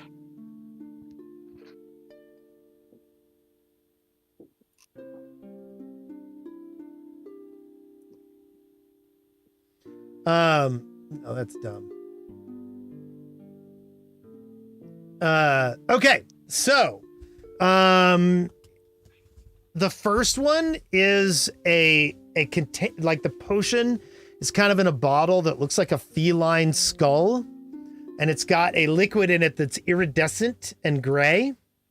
The next one is in kind of a spray bottle. You kind of spray it in the back of your throat. And it's a kind of a sparkling plum liquid. The next one, it's a the bottle looks like a hand is wrapped around it, and the thumb is the stopper. And the next one, he actually it's got an eyedropper, and you put it in your eyes. Oh, He's like, now he goes, I have to tell you, I didn't put anything too terrible in these, but these have effects, and it might not be good, just so you're prepared. I've survived worse than anything you could put in a bottle. Okay, what would you like to try? all of them all at once. I don't recommend, he doesn't recommend that. He recommends that everybody try one. Okay. Well, I'll let you guys choose. First, if you don't have a choice, though, I will obviously go first. I will Anyone? happily down the stinky one. Okay. Stinky one? Which one's that? I do not recall. Yeah, I don't think I said any of them were stinky. There were the eye drops. Yeah. There was Okay. the throat spray. Right. The one that looked like an artificial hand, and the one The cat. that looked like a cat skull. Oh, I'm drinking out of the cat skull. Okay. Okay, so you kind of take a sip of it. The liquid in it is kind of shiny. It's got a little bit of light in it. And it's gray, but it's like that modeling clay gray. Hmm. So you take a sip of it, and you can't figure out what happened. Everybody give me a perception check. Ooh. I'm good at those. Watch this. Oh, that's fine. Oh, never 15. mind. There is no active encounter. Oh no. Ashmog has no idea what's going on. I put on Flack? shoes today. Flack, you notice that Ashmog currently does not have a shadow. Oh. Mm. Hmm. I go next. I want to go with the weirdest one. Okay. Eyedropper. The eyedropper. Okay. So, this is like when the liquid is kind of warm to the touch, and it's pea green, like PEA, Oh. not PEE. Oh. Oh wait, how would that be green? Oh god. So he takes the dropper, and he's like, okay, we got to put this in your eyes. Are you ready? I hate shit going in my eyes. You picked. But I'm Okay. a dragon, I can handle it. Okay. He's not a dragon. He's a lizard, but he thinks he's a dragon. So he puts 2 drops in your eyes. I need a fortitude save from you. Okay, where do I do that? On Here your we are. sheet. Bam! Oh boy. Should I hero point that? I mean, no, but are you gonna?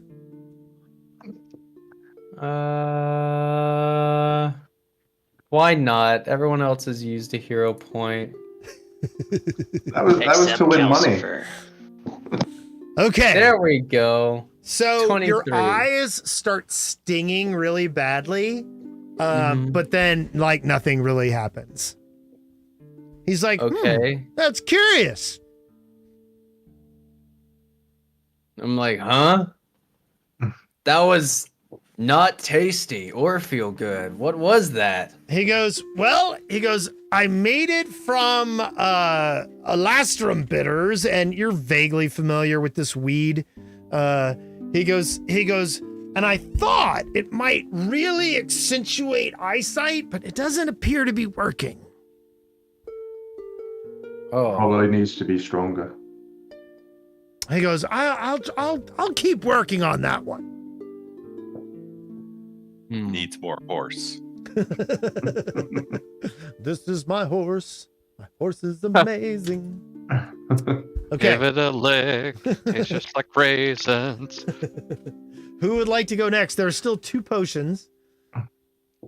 There's one in the inhaler, and then one in the artificial hand looking thing. shoot. I'll do that. You can have your pick. I'll do whatever's left over. I'll do the hand one. Okay. Oh, you do have the mage hands. That was... Okay. He like hands you the potion. You pull the thumb out of the bottle and you take a swig off of it. Give me a fortitude save. I kiss the thumb for luck. And then what is I don't know what my fortitude mod is, but I'll roll the die. It is +6. I rolled a 17, so 23. Wow. Okay. Yeah. You notice your skin kind of shimmers a little bit, and everybody has a kind of a difficult time focusing on you. Ooh, blur. Or whatever it's called in this game. Blur. But you notice that you have trouble focusing on yourself too. I'm vibrating. Yes. Call it the shimmering potion. We call it the shining. Oh, I wonder if it's a precursor to like a potion of invisibility or something. Magaloy, what's happening to me? He's like, I'm not really sure. He goes, I kind of hoped that this one would be kind of a cool invisibility sort of spell. He goes, but I had no idea how it'd turn out. This is really fascinating. I'm learning a lot. And you see him go over and write some notes down. All of a sudden, this child falls from the ceiling screaming and lands in the middle of the floor. And then he picks himself up and goes running out crying. What? Cool, we still have one more potion. What? Who was that, Magaloy? Fucking not our problem. He goes, I made a like a flying thing, but unfortunately it also like paralyzes you. So the child's been on the roof for the last 20 minutes. Magaloy, there's no minimum age requirement for. He goes, if anything happened, I would have helped the kid. Zarum fucking belts out laughing. That is the funniest thing he has heard. And he's like, child balloon! It's the balloon boy. I want you to give them to all the children. That way they can never trouble us again. They're just attached to strings. Oh, yeah. Now I've got a thought of how to somehow use this potion to frame that woman who wants to turn those ruins into a school. That would... Wait, that would To make... discredit her. I go to Magaloy and I'm like, wait, Magaloy, keep developing that potion. Make it, like, last for longer. And that would be the best form of, like, prison. Like, for public humiliation. You just tie him to a string and stick him out in the yard.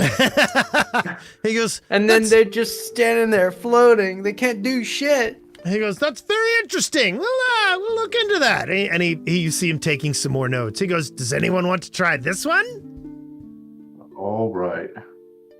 For you, He goes- Mags, I'll try it. Peer pressure. He goes, so this is kind of, Do it. he goes, this is kind of the opposite of the other one. He goes, this one is not making you brighter. It's supposed to make you darker. Well, Good thing Calcifer's not here. He might disappear entirely. True. You don't know where I'm at. He's there. You can't see him. As soon as you say that, there's just eyes in the Yeah. corner. Blue eyes peeking out. he sprays it in the back of your throat, and give me a fort save. Oh, you're a throat goat. Yeah. Oh, apparently. Oh, hey, that's pretty good.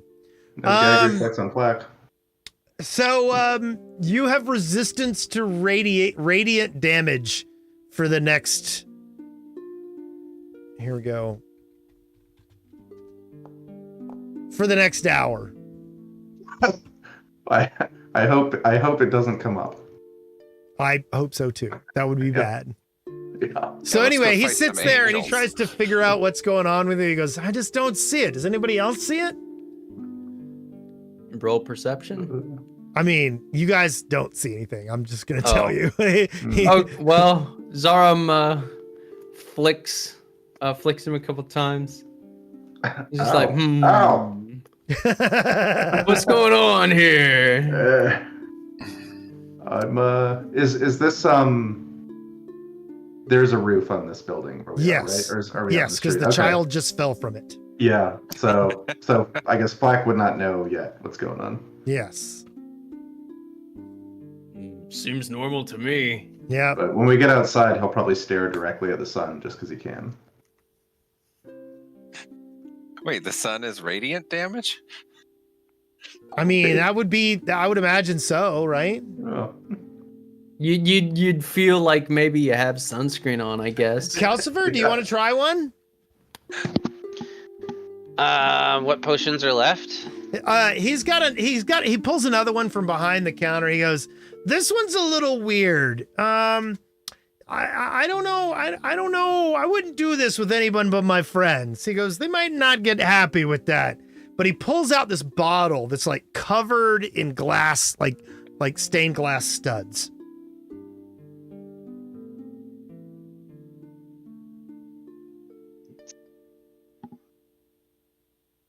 Stained glass studs. Mm-hmm. I think I'm good. Okay. I'll do it. What do you mean? He goes, oh no. We do not mix potions here. That's not what we're gonna do. That is Isn't very that how you make dangerous. potions? Huh? Isn't that how you make them? By mixing them? Yeah, but you don't have two effects at once. So that can be very dangerous. No, let's Yeah. not chase gin with Jägermeister. That doesn't seem like a great recipe. Let's not chase Zaram anything pouts with like a big Jägermeister. baby. Okay, what else would you guys like to do today? What else are we? Well, it's probably been a couple hours. We could Oh. check on the reading thing. There are the again. two Yeah. team sports again. There is the sledge pull and the wild milking. The wild cow milking. If anybody wants to team up, I could probably do the sledge pull. That sounds fun. Oh yeah. Oh yeah. I can't I'll believe do everything. I can't believe it's I not can unanimous see into for the cow milking. future with that potion I put in my I'll eyes. do the cow milking. I want to do the cow milking. Cow milking, okay. Yeah. The sledge pull I is a 6-person event. So you Whoa. would want the whole team if you're Oh. going to do the sledge pull. Oh, Oh, okay. I'll I'll go go cow help. milking first then. Okay.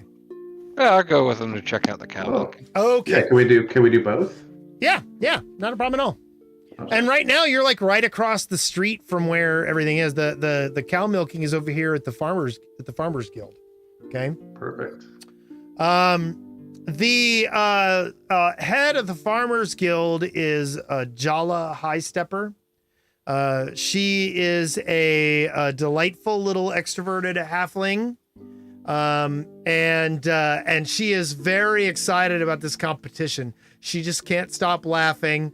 When you walk in, you do notice that there's a shrine to Aristil, in the Farmers Guild.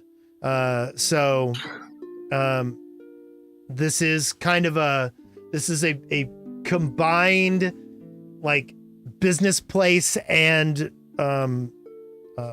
place of worship. So she's giggling and laughing, and they have a big old pile of these bags, and they're handing them out to everybody who wants to compete. Okay. And there is this kind of low fence around the edge of this stockyard, and there are probably 20 cows in there, and they are not at peace. These are not happy cows. That's sad. Looks like a challenge to me. So if you guys go and get in line, she hands you a bag in there. And when you open it up, inside is a 10-foot piece of rope and a bottle. Okay. And so she's laughing and handing these out, and she goes, "Are we almost ready? Are we almost ready?" And the whole crowd is just going crazy. Ah! And the one thing that you notice is she's given out at least 30 bags, and there are only 20 cows. Oh. Okay. Okay. Gonna get ready to throw some bows. That throat. Okay. So, what you're she's like, what the goal here?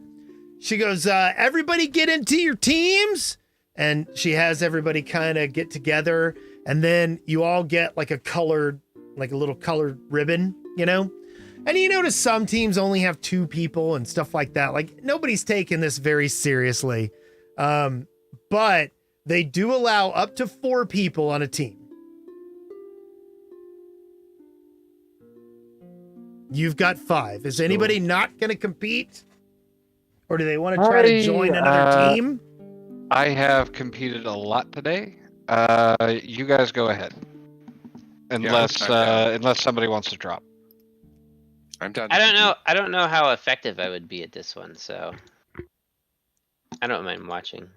Well, I mean, Wes, you guys are welcome to come up with how you wish to approach and milk the cow. Well, so Wes, you alluded earlier to the fact that I've probably witnessed this event many times. Yes. There So I are a probably lot have of some aspects idea. to this. You know, like there is you know, you could try some animal handling. Some people try to sneak up on the cows. You know, like some people get their team to wrestle a cow to the ground and then try to milk it. There's tying the cow up. There's people have tried tying multiple cows together. You've seen all kinds of stuff on this competition. There is no telling what. It's up to you, however you want to try to win this competition. With my past experience watching it, could we get like a circumstance bonus or something? These are wild cows, so I'm gonna say no. I tried. Good try. Good try. Whatever team I am competing on, if I do compete, I would not suggest bovine rope play as a method of winning this one. Just out of just common sense. Well, Calcifer, are you I gonna will try? try. I'm good at calming and commanding animals, so I should be able to try to calm them down enough to milk. All I could do is sneak up on him. I'm not. I mean, that could be helpful. Yeah. Just not- a fucking. Like, I'm not. I don't really sneak- have an edge on strength or Go on. dexterity, so. Yeah, ninja that sneaky- milk. I mean, sneaking up on them. I mean, I'm thinking like Breath of the Wild when you're sneaking up on the horses, right? Like, Yeah. All right. Well, I can give it a go. I And if feel things go south, I can strength. always wrestle one down. Yeah.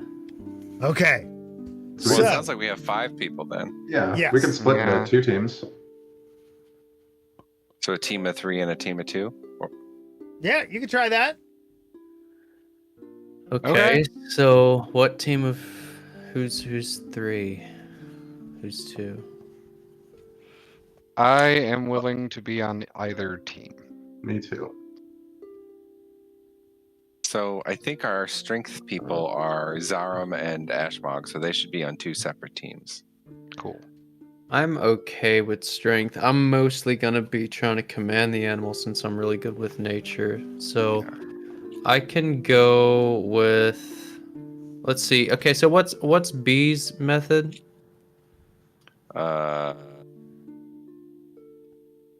What's your plan of attack? That's a great question. You could try And to what about- distract them, right? Could you like create yeah, a I mean- diversion? Yeah, I do have that creative diversion thing that I could do, like if I'm allowed to use that. Okay, and you would pair well with Calcifer. What about Fleck? What do you do? Let me flip a coin. What exactly do you do here? I am with Zarum and Ashmog. Oh wait, they're not on the same team. No. I Flipping will a coin told me also. nothing. I will also say I am a master of disguise. Yeah, B and Calcifer will be good together. So we're trying to figure out where Well, to. we need someone Right. strong. In Yeah, I'll case take our it. plan No, I'll be on the backfires. team of 3. That's fine. That'll work. You're on the team with B. Yeah. Ashmog? Okay, cool. Okay. So I will be with Fleck. All right. Okay. Perfect. So. Am I not turtly enough for the turtle club? So the way we're gonna do this is we're gonna tell a story, okay? And when you tell your story, I'll give you a roll. And then we're gonna average. There's gonna be hold on just one second. There's gonna be 3 attempts to milk the cow, okay? And we'll take the average of your rolls and compare it to what needs to be done. So, why don't we start with the Zarum and Flack team? What are you? So, Jala screams out, "Ready, set, go!" And you guys, excuse me, hop over the fence, okay, and start moving towards the cow. Okay. Flack and Zarum, what is your plan here? Zarum, if you can, like command the animal or keep its, attention, I can try to sneak up on it or like thievery, Yeah. sleight of Are hand, you whatever. good at sneaking or sleight of hand? I am. You are? Okay. Then Yeah. yeah. So I will be using my strengths in nature, Okay. and commanding the animal to kind of just calm it down, keep it steady, keep its attention on me, Yes. and just still, while Flack goes in with his stealth / sleight of hand and Okay. does a little ghost milking. So give me the nature roll and the stealth roll between the two of you. Okay. Okay. Uh, Come on, baby. Something not for. So we've got an 18 and a 14 that turns into a 16 for your first Okay. round. okay. Meanwhile, 3-person team, how are you going about this? So I think I'm going to distract the animal while Calcifer sneaks up on it. Yeah, and then Okay. if that fails, Ashmog knocks the cow over. Oh God, no. Can I try to punch the cow? It would be bad form to harm the cows. Oh, okay. Yes, we Wrestle the don't- cow is fine. Yes, just No. outright attacking the cow would be bad form. Okay, I don't get to mungo it. I understand. No. Cow milk for Mongo. Okay, so B, do your distraction, and then Calcifer, you're gonna sneak up on it while Ashmog tries to hold it in place Oh, I'm rerolling this. so that it doesn't notice that Calcifer is milking it. Is distraction performance? Create a distraction should be under your basic action macros. I mean, I don't have that. Oh, yeah. You have hold on just a second. I mean, you- I don't have access to that. I know. I'm gonna tell you. You have a plus God. 8. Okay. Roll a 1. Roll a 1. Oh, I have a really 26. good idea. Oh if my there's another God. round of this. What'd you get? 26 for my distraction. Okay, so that's going to be an average of.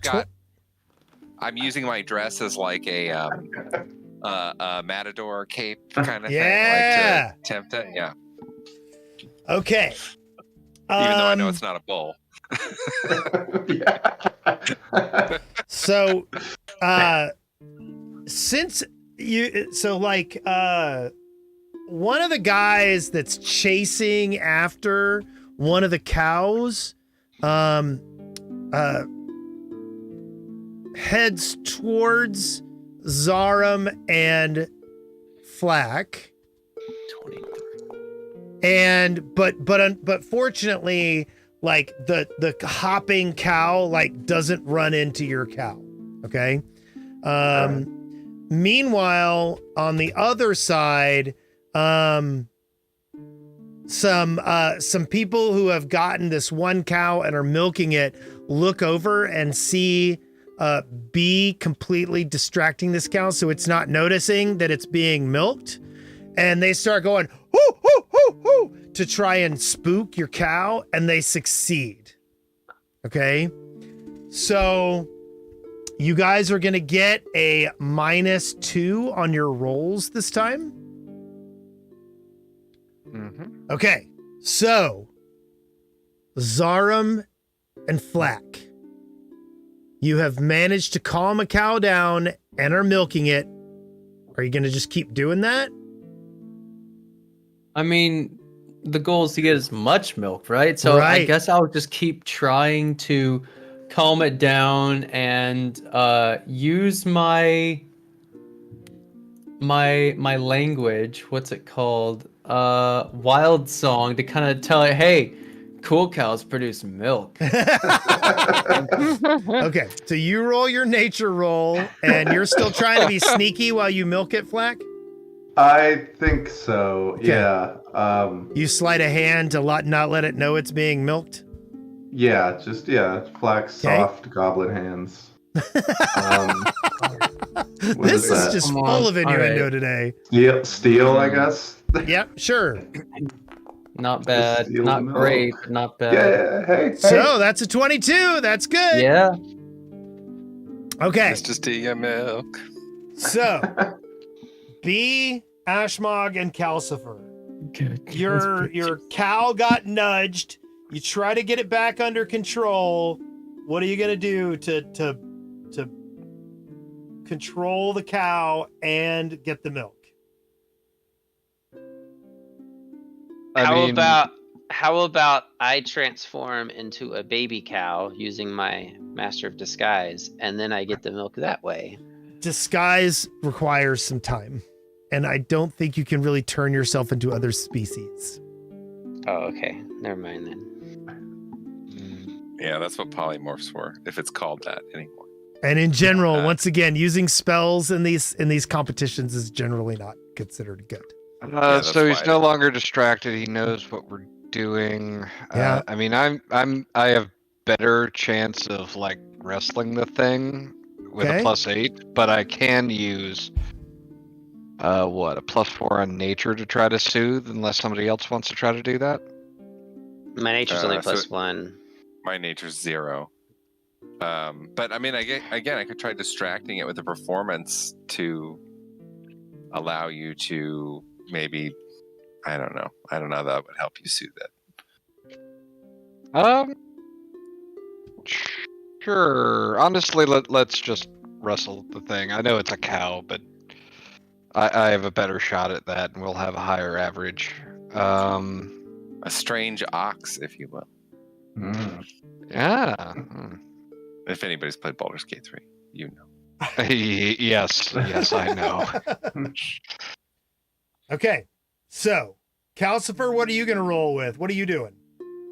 I'm just gonna try to sneak it, I think. Because Okay. the cow's spooked, but the cow doesn't see me. That's true. That's true. Okay, so let's make your rolls. Oh, no. So you got a 7 because you're at a -2. Oh, hero point. I got a 20, Hero so I got point. 28. Damn. 28 on my performance. 28, 14, and what are you doing, Ashmog? I hero pointed it. That's my 28. last hero point. 14 and 19. Does my cat give me a bonus for this Wait, too? it's -2 for Yes. Casper, right? Right, Because yeah, normally yeah, I yeah. get There a are- yeah. +3 on my sneaky stuff for my cat. But What were it's you? not on here. You were 28, B? Is that what you said? Yeah. For Okay, so you're performance. 26 plus 17 critted. plus 12. I got 18. So that's a 55 divided by 3 equals 18. 18.3. Okay. Not- Master Milker. Three. Not awful. Three, Okay. three. You guys all feel like you're succeeding at milking the cows. Yeah, I'll take a piece of cake. Oh, Oh, piece of candy. Give me jelly. My daughter's birthday was this weekend, so Oh, happy happy birthday. birthday. she turned 11. Got her, Aw. got her very Wonderful. first phone. Wee. Okay, Oh so my god. it is now the final bit. You guys have both gotten quite a bit of milk into your little things, into your cans, but you're still dealing with a bunch of junk. Meanwhile, Zarum and Flack, one of the other teams is looking for a cow to milk, the one that they were dealing with, they can't get control of. And they absolutely come over and begin trying to take your cow from you. So you guys are going to be at a -3. Oh. Okay. Killed. Meanwhile, Thank you for breakfast. meanwhile, some guys in the other area are like, their cow kind of starts like kicking its legs, and one of it looks like they might kick your cow, but they don't, and it misses, and everything's fine. Okay, so it is now time for you to describe how you're going to milk your cows. Flack is just the people who are coming up to try to steal our cow. Yeah. Flack is just gonna give them like the death glare of all death glares. Like, do not touch my cow. Okay, so you're going to use As he's intimidate. Demoralize on him. Yeah, there you go. Yep. Oh, I must target at least one token. No, Oh. You should. It's a +7. I could just Yeah. roll a Yeah. 20 +7. Guess I'll just keep trying to calm it down. There you tell go, it to 19. reduce. Oh wait, 19 minus 3, 16. Yeah. Mm, Oh, okay. Not bad. Good. Yeah. 16 and 21, so we'll go 18. Okay. Other team, what are you guys gonna do? So we're Well- actively milking it, right? Yes, and Yeah, I'm still sneakily milking it. And other people are trying to horn in no, on our cow milk. that was Okay. that was the other team. Oh, okay. Well, I want to keep sneakily milking my cow if it's staying there. Okay, I mean, there's more than one teat, so you Yeah. know. okay. We can There's milk, I'll keep going. triple our production. I Okay. mean, how calm is the cow? It's not doing bad. Okay. B has been doing amazing performance checks, so you know.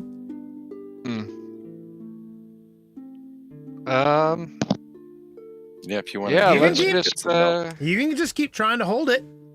yeah, let's keep doing that. Okay, roll your rolls. Oh yeah. Oh my god. Oh my god. Christ, guys. Yeah. You guys are so See? good at milking.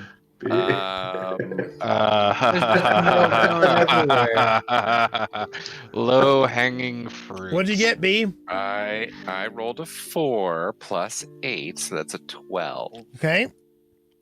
So that's 65 total divided by 3. is a 21.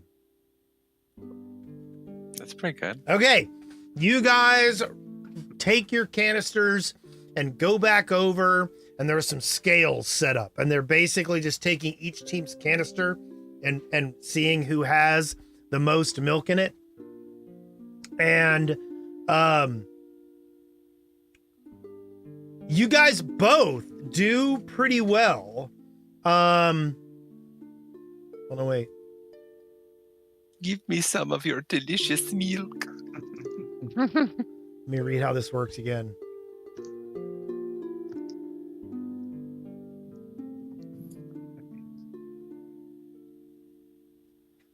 So your total is 50. So Zarum and Flack get 56 points total. Yeah, not bad. The Nice. other team gets 65 points total. So you get first and second place. Awesome. Nice. Not bad. God, you guys have been kicking ass today. Yeah. Well, none of the commoners have hero points. Well, none of the characters do now. Yeah, right. Yeah, now we're gonna like fight something and be screwed. Hey, tomorrow I'll be full again, so I'm being responsible. That's good. So, the laughter here is just unbelievable. You guys watched people trying to, hog tie the cows and do all kinds of crazy things.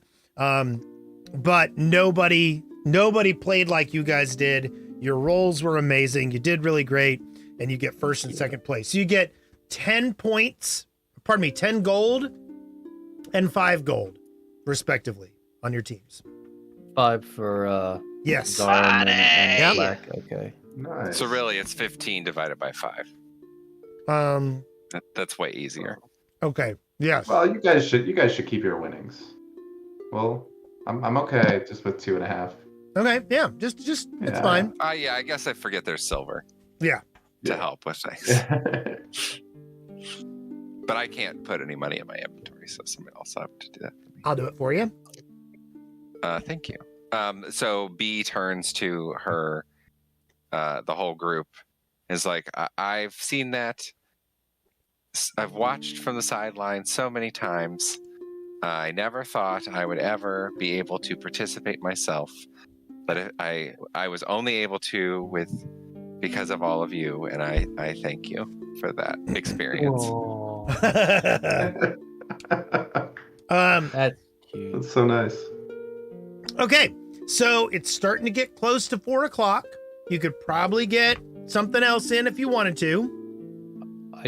Could I mention that after he had his thing weighed, Zarum snuck a couple swigs of the milk? Yes, you So can do that. He comes out with like a milk beard around his jaw. I guess the question It's is, like he won a NASCAR race. does unpasteurized milk carry hefty fines and penalties in this world as it No. does in ours? It does not. This is a liberty-minded So- city. No. Real quick, it's about almost 10:30. Can we take seeing as we're like over halfway through, can we Yeah. take a quick bio break? Absolutely. There we go. Bing. Thank you. All right. Wonderful. My wife brought me wine. Yay. I'm going to get a drink. I That's a will good plan. return shortly. Okay.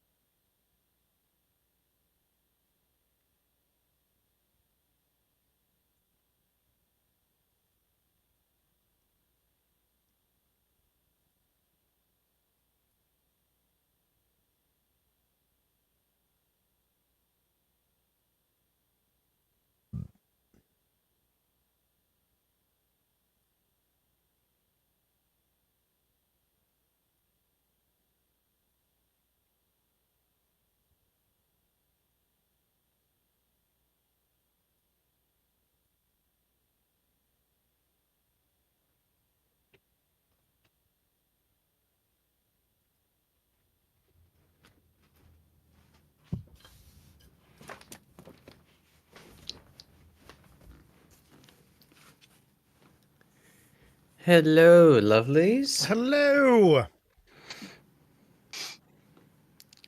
Hello. What are you doing, Mrs. Doubtfire? There? How are you on this fine morrow?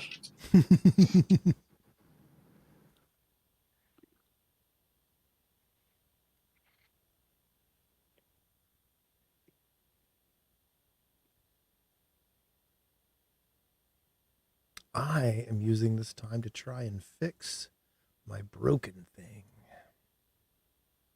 Your thing is broken. I'm so Yes. sorry for you. Hmm.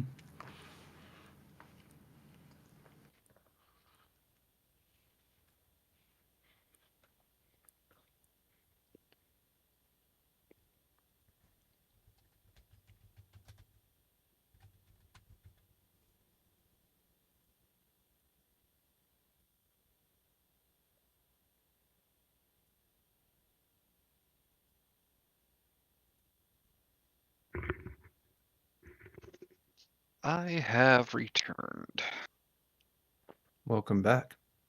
Yeah.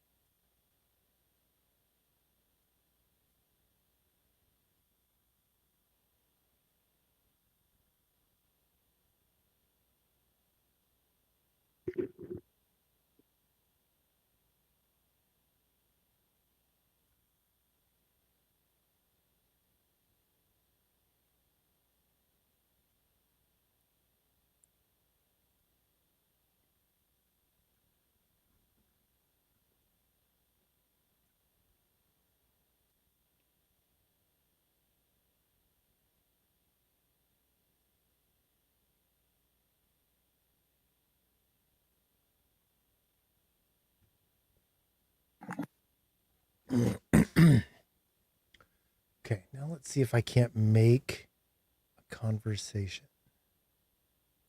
Create a conversation. Go. Here we go. There we go.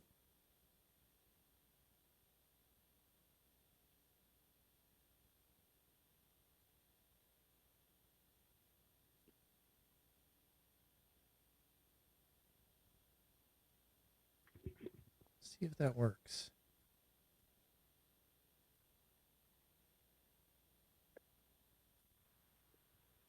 Hey, look at that. Whoa, what is that? It's a conversation.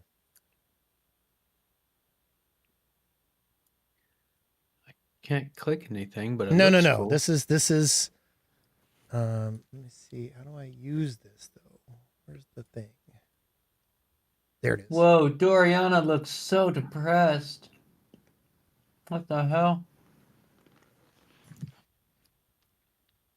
Okay, that works.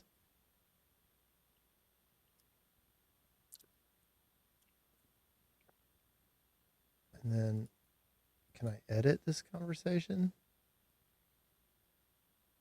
Burp, burp, burp. What happens if I do that?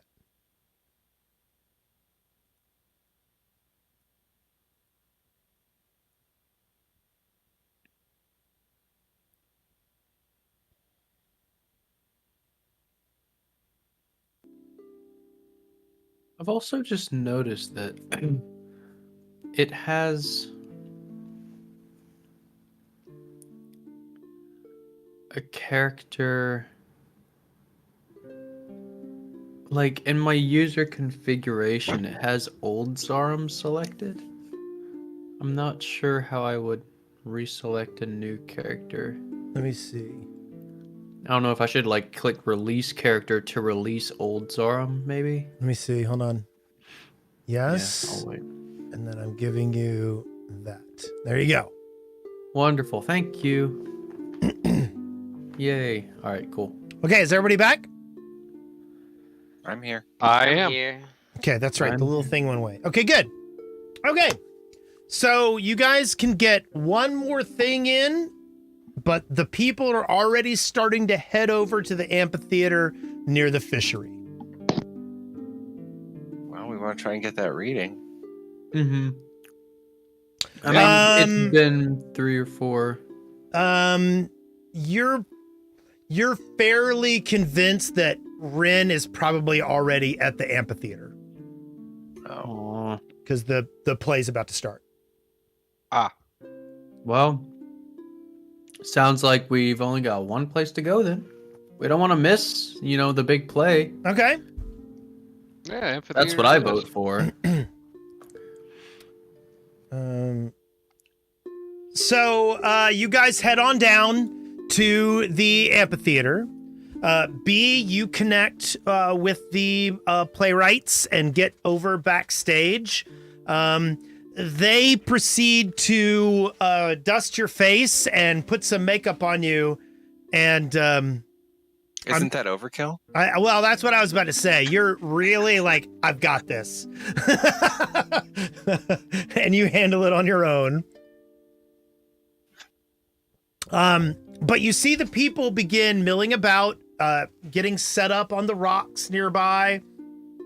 There is a lot of joy in the air. It was a really, really good day for a lot of people. And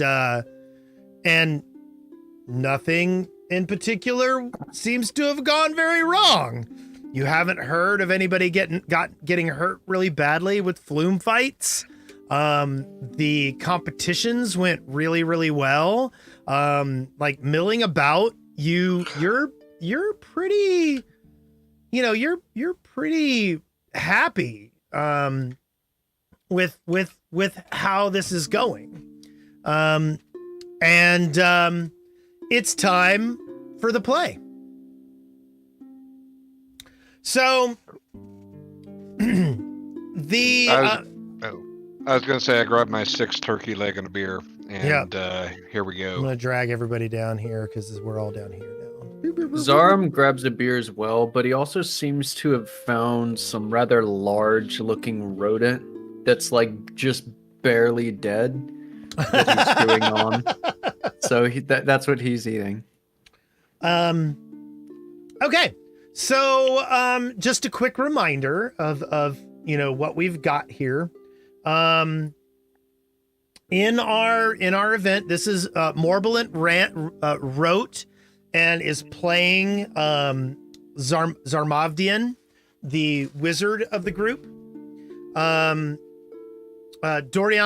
Menhems is playing her ancestor, Asafana Menhems. We've got Yinya's Mara doing a cross-dressed Otari.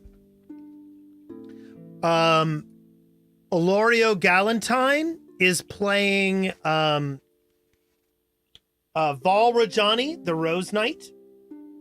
And you know that Rin is playing Belcora in the play. Okay.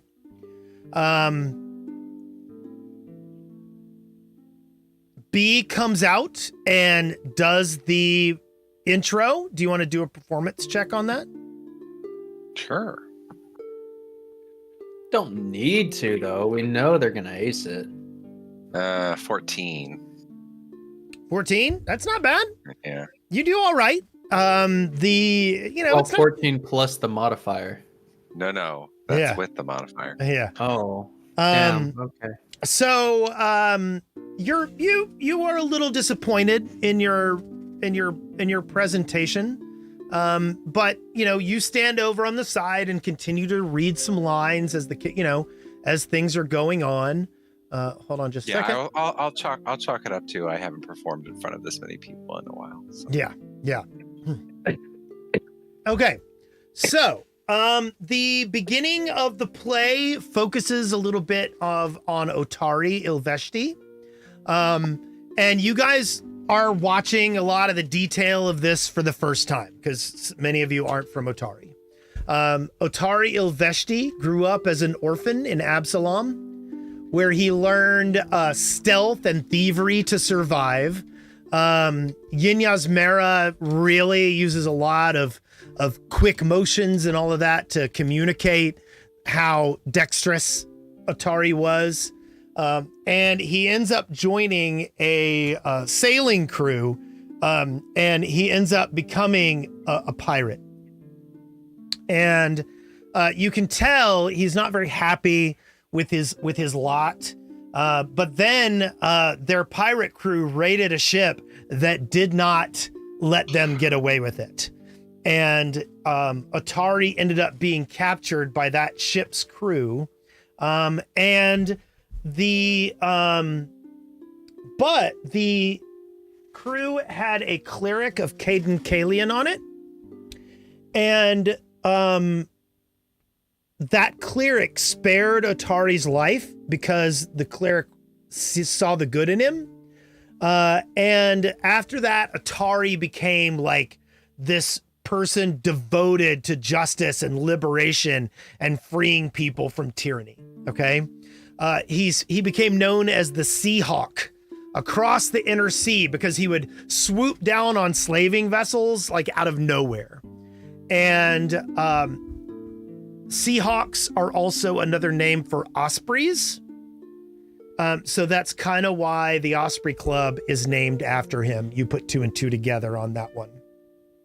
But also, like, you've kind of figured out that the thieves over there sort of consider themselves to be like honorable thieves, kind of in Otari's like vein. So then the scene shifts to Val Rajani. Oh wait, I forgot to put the picture up for that. So that character was played by Yinez Mera. Then the scene shifts to Val Rajani. Now Val Rajani is being played by Ilario Galantine. Ilaria runs the delivery service here in town. And Val Rajani was a royal from the country of the nation of Nadal. And she had an ancestral blade called the Rosa Argentis, this flowery sword, and this flowery armor. Now you notice when watching the play that the flowers on Ilaria's armor, because Ilaria evidently, owns some armor, are kind of pasted on. But the roses on the sword are legit. B, will you give me a perception check? Ooh. 25. You notice because you get plenty of time. You're like next to the stage and you can look out over the audience. You notice very clearly that when Ilaria is doing her Rajani parts,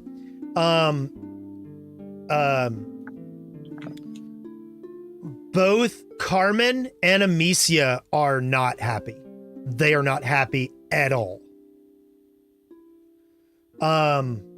So the story of Val Rajani is that she ended up exiled from Nadal, and she went around doing arena combat and monster slaying, calling herself the Rose Knight. And then, so then like, that's what she kind of does. Okay. Then they move to Zarmavdian. Zarmavdian is a dwarven wizard. And by the way, Zarum, you recognize that the name Zarmavdian is actually Mwangi for the Watchful One.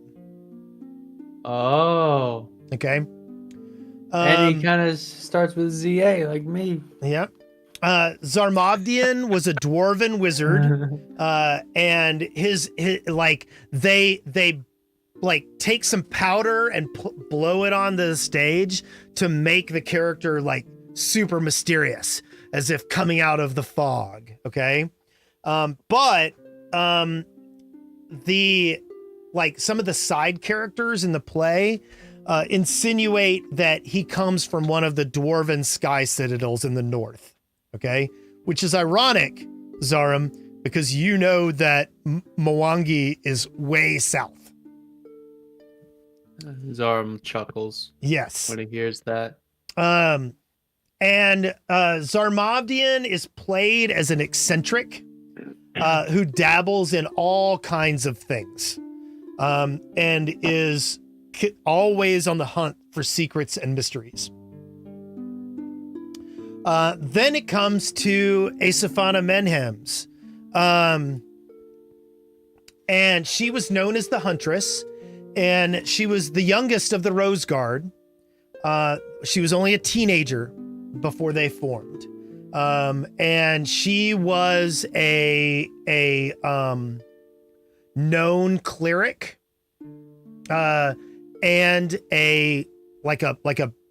like using a bow also. So they're all doing their roles, and then it comes time, they all do their individual parts, and then it comes together for a big fight scene where the docks of Absalom were being attacked by a rampaging monster. And when you listen to the story of it, you hear the part, like you can tell, like the people playing the roles are really enjoying this part. This is their favorite part when the group came together, because they stood together on the docks and helped fend off this great, Leviathan that was attacking. And then they ended up deciding to stick together and working together as a group. They took Valrajani's rose symbol as their symbol and called themselves the Rose Guard, and did a bunch of things. They tell the story that you guys have heard the song about, that the Otari obstacle course is based on. And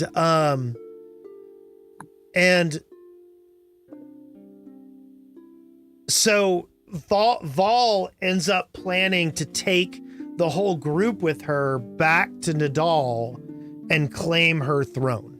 Okay. They're going to use the Rose Guard to that's her plan, is to build them up good enough so they go back and retake her throne. But the more and more the adventures go on, the stronger the bond between them, and the less she cares about Nidal and her home. And she says a very famous line that's known for her. She goes, I would rather be a hero than a princess. And so the Rose Guard really solidifies, and Otari and Asaphana fall in love, and their relationship gets stronger and stronger. Until finally they decide to get married. And the day after their wedding, they finally figure out what's going on with the Gauntlight. And they decide to head over to this region and confront Belcora Haravex, who's played by Rin Silvixtry. At this point in time, there is a very, very, dramatic fight. Okay. And you see, Belcora cackling, Absalom will fall before me. And the heroes step up and they're like, the Rose Guard will not allow it. And like at this point in time, Zarmavdian is waving around his hands, and people from off stage are throwing like colored pieces of cloth around, and you hear a lot of people banging things together, and people making sounds of a big giant battle. And then Otari falls. Otari is killed by a spell cast by Belcora Haravex, and Otari dies.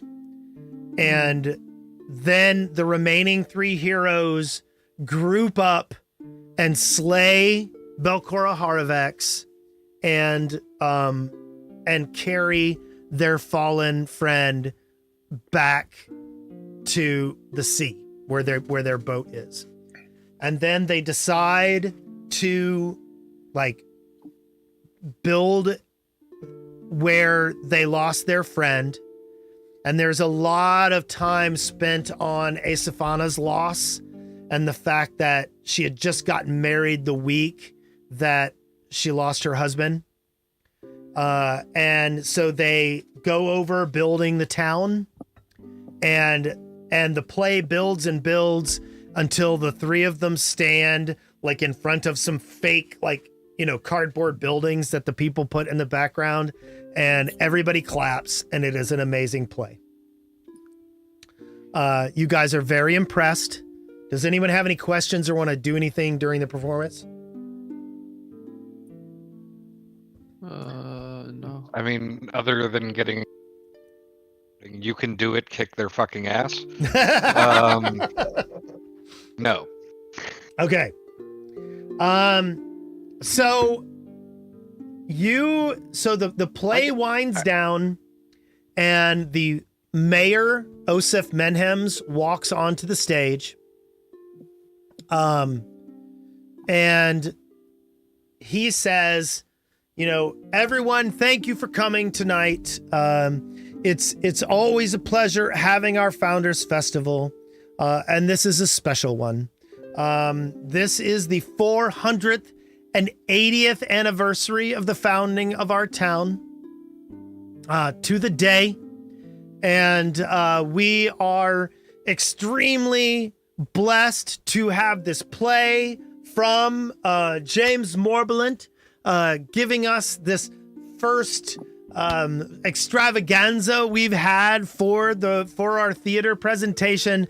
And so he makes everybody, you know, gives a big round of applause to the mayor. Will everybody give me a perception check?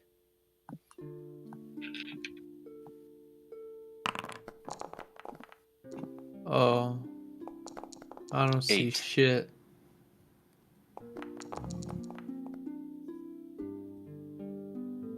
Hero point. No, don't use a hero point on a perception. No. I rolled a 1. I rolled a 1. okay. I don't have any hero Yeah, points. but that's not. No. No. Okay. Yeah, I was think only it's during got to combat. be. There's got to be something on the line for you to get the you know, not noticing something isn't something you're worthy of getting hero points for. Okay. Okay. Now a save, I'll give you that. Flack, you notice two figures talking to Carmen Rajani while the mayor is speaking. One is a tall Kenku, and What's one the like a bird person. Oh. Actually, I think they have another name in this game, but I can't remember what it is right now. And then the other is a dwarf carrying a briefcase. And they appear to be talking to Carmen rather intently while the mayor is speaking. Am I close enough to try to make out anything that they're saying? I don't know. Give me some kind of a sneak. Okay. Oops, that's not what I want to do. Sneak.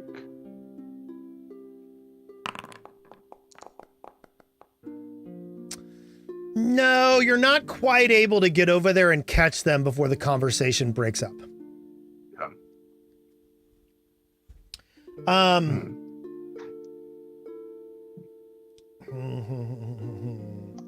me find something else. Hold on just a moment. And have I seen either of these people in town before? Give me a blank recall knowledge. Okay.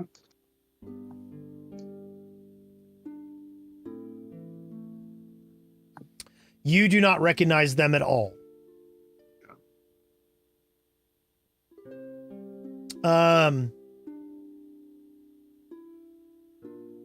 So at this point in time, the mayor says it's time for, some announcements, and some people come up on stage. The first is Brelda Brinkervale, who you guys recognize as the owner of the Rowdy Rockfish. Let me pull her picture up.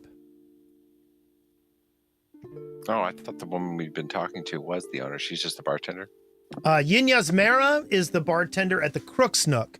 Brelda is the owner of the Rowdy Rockfish. Sorry, got him confused. And she says, everyone, thank you for support during these trying times. My son Lazda is still missing. If you hear any news of him, please speak to me. I accept any information that you might have. He is greatly missed. And a lot of people are like clapping and are happy that she's up, saying something. You cut out for me at the. Same. Yeah.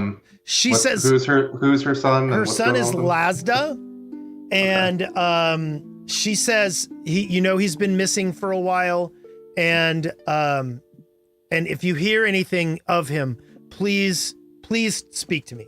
I need to hear some word about what's going on with him. And you guys are familiar that her son has been missing for a few weeks. Do we know, is her son an adult or a child? Yes, he is an adult, and he ran the Rowdy Rockfish largely. She and he ran it together. Next up on stage is Kalino Lathanar, the guy who runs the Otari market. He steps up on stage and he goes, "Look, I know we've heard that murderer fell into the sea, but I still don't believe it. I'm raising the bounty on him to 300 gold pieces." The crowd is like, bah, bah, bah, bah, bah, bah, bah, bah. Like, that's a lot of freaking money. He goes, "I don't care what those damn druids said, and I won't believe it till I see his body." And then he steps off of the stage.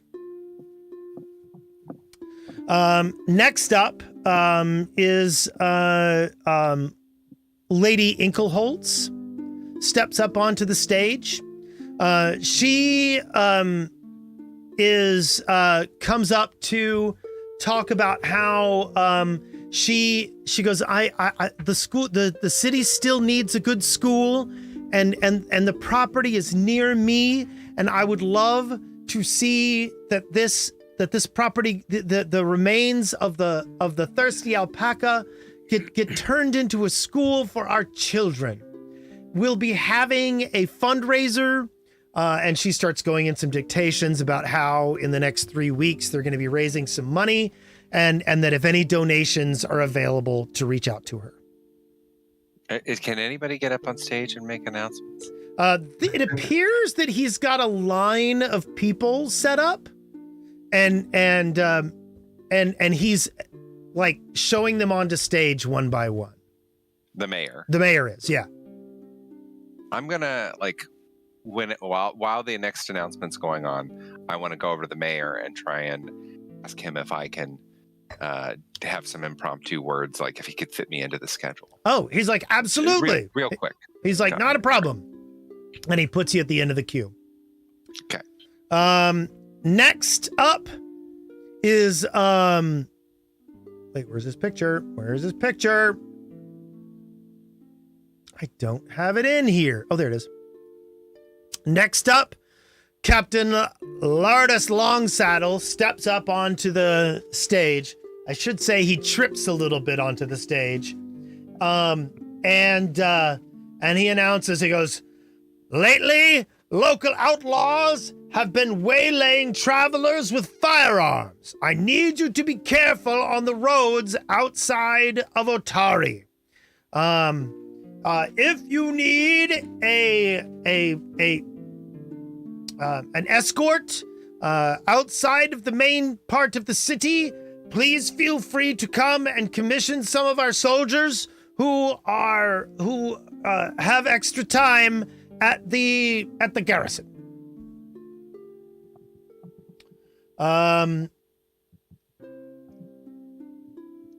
Next, actually, I forgot to mention this.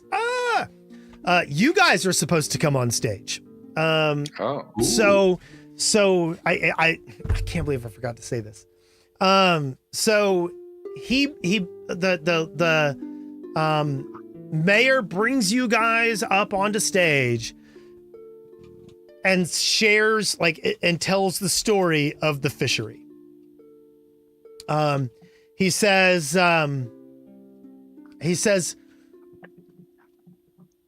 these brave warriors, and you hear a cackle from the audience. You look over, and hold on just a second. Wait, where's my little? Oh, just from one person, not the whole audience. Yes, you hear one person in particular.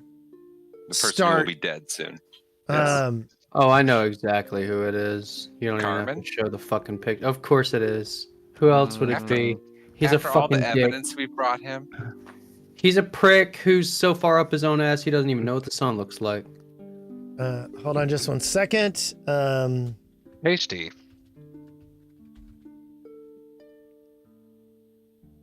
I will enjoy eating his corpse. That seems like an overreaction. Yeah, just a little. Just a little. Everyone dies, but he's older than me, so put two and two together. Yeah, you guys can just check the chat to see a good example of what I'm doing whilst up on stage.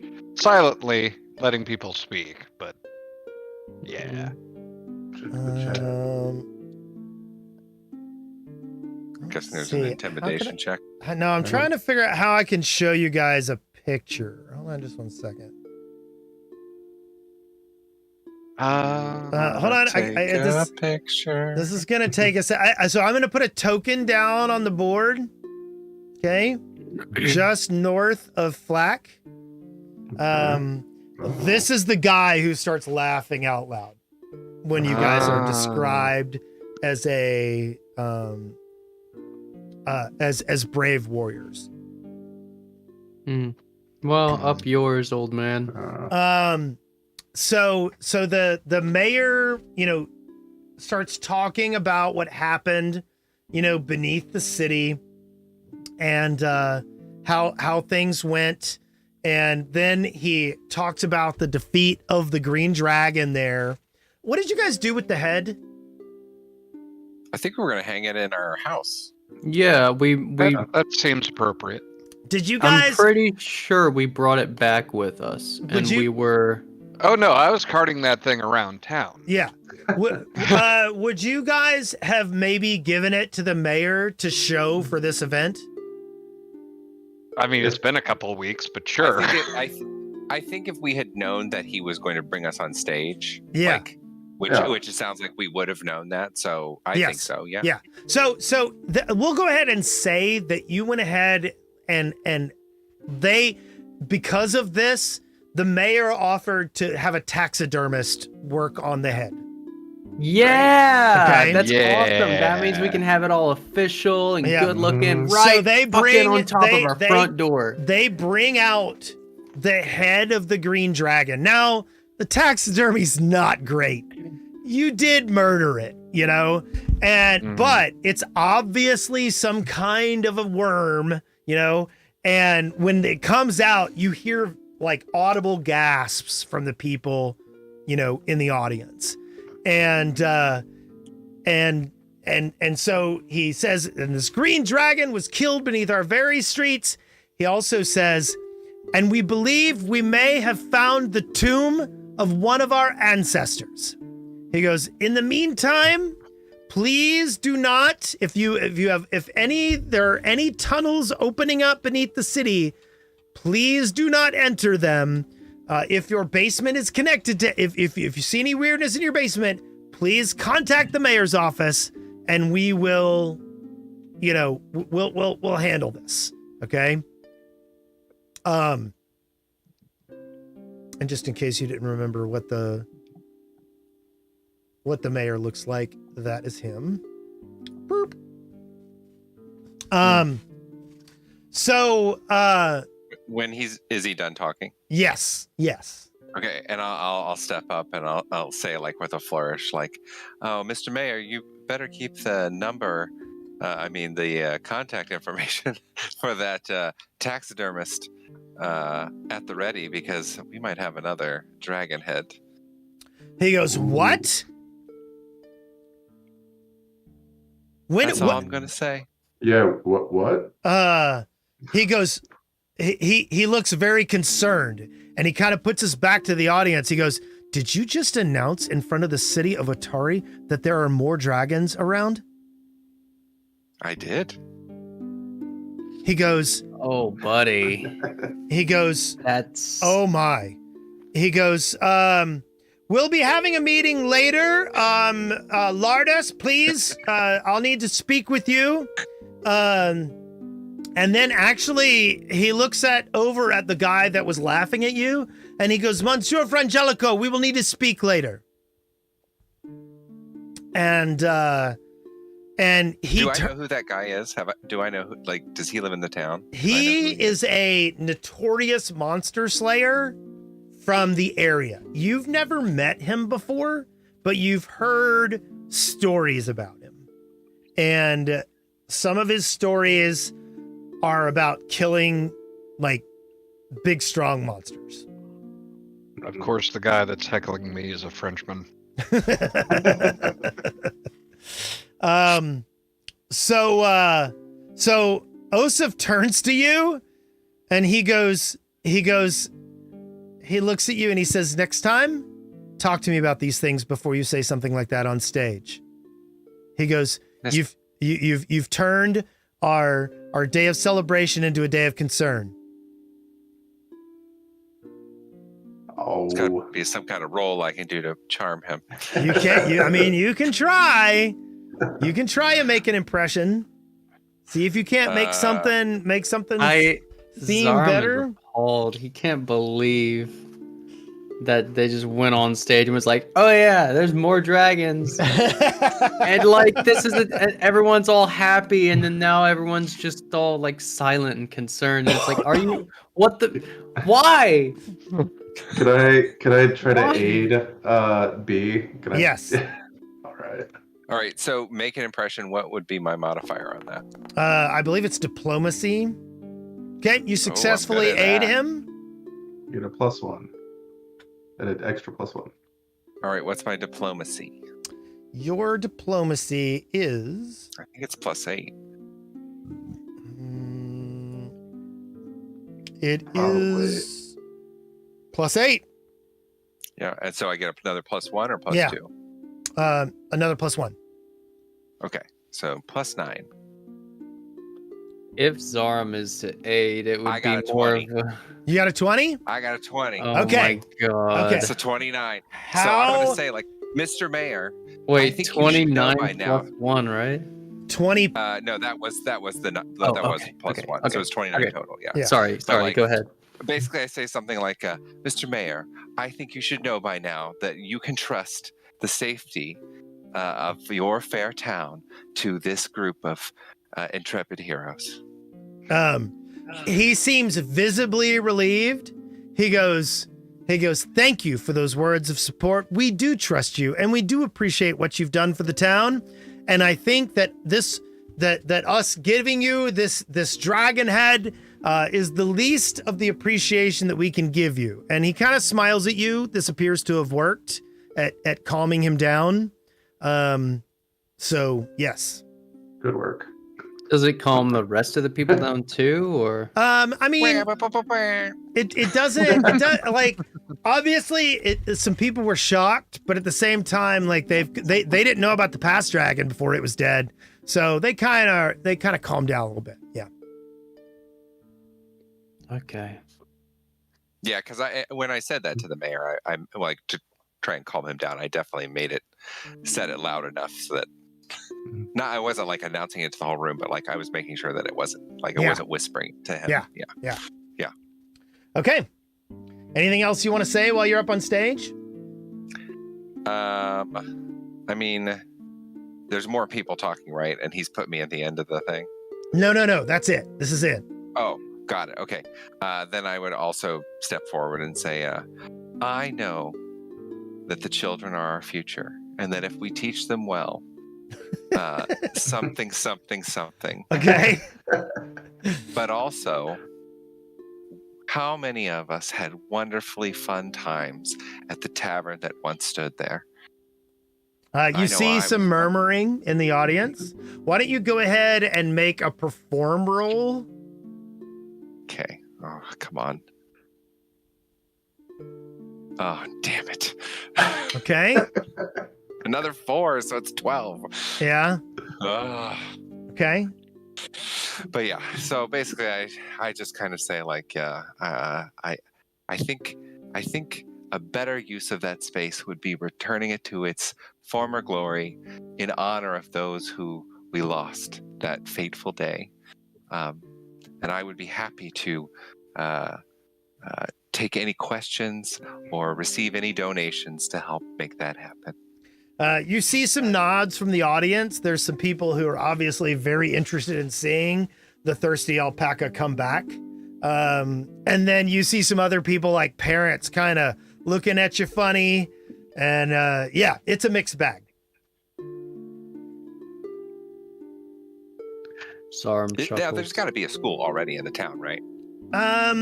You aren't aware of like a physical building of a school. There are so it's some homeschooling. Yeah, it's small, like it's probably small groups of teachers doing daycare and teaching for kids. So really I have to do is cultivate that Otari is a childless and that we don't welcome children and Yep. What's it called? Bink? Dinks. Yeah. Dinks, yeah. Yeah. I've never heard that term. Dual income, no kids. Oh, yeah, that's my life.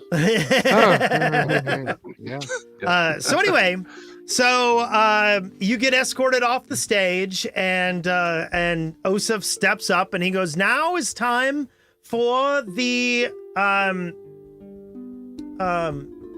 mayoral speeches." And so Osif starts going into a long but pretty like tame speech about how he's served the city for 20 years and how he'll his ancestors made the town and they're gonna like he's gonna continue doing what he's been doing and making sure that that Otari stays a free lumber town and he but really like it's a little bland, it doesn't seem like he needed to put that much work into it. And B, this because he's been the mayor for 20 years and people run against him, but they rarely have a chance. Okay. Next, he says, our next candidate for mayor is Green Spoon. And he kind of lowers his head and kind of walks off the stage. Onto stage walks an old man who looks like a hobo. And he begins saying, Otari is the land of champions, and I, Green Spoon the Mighty, am here to lead this town in defense against the orcs. The orc warriors from what was the name of that town? And then he names some town down in I believe the name is hold on just a second. I gotta look something up.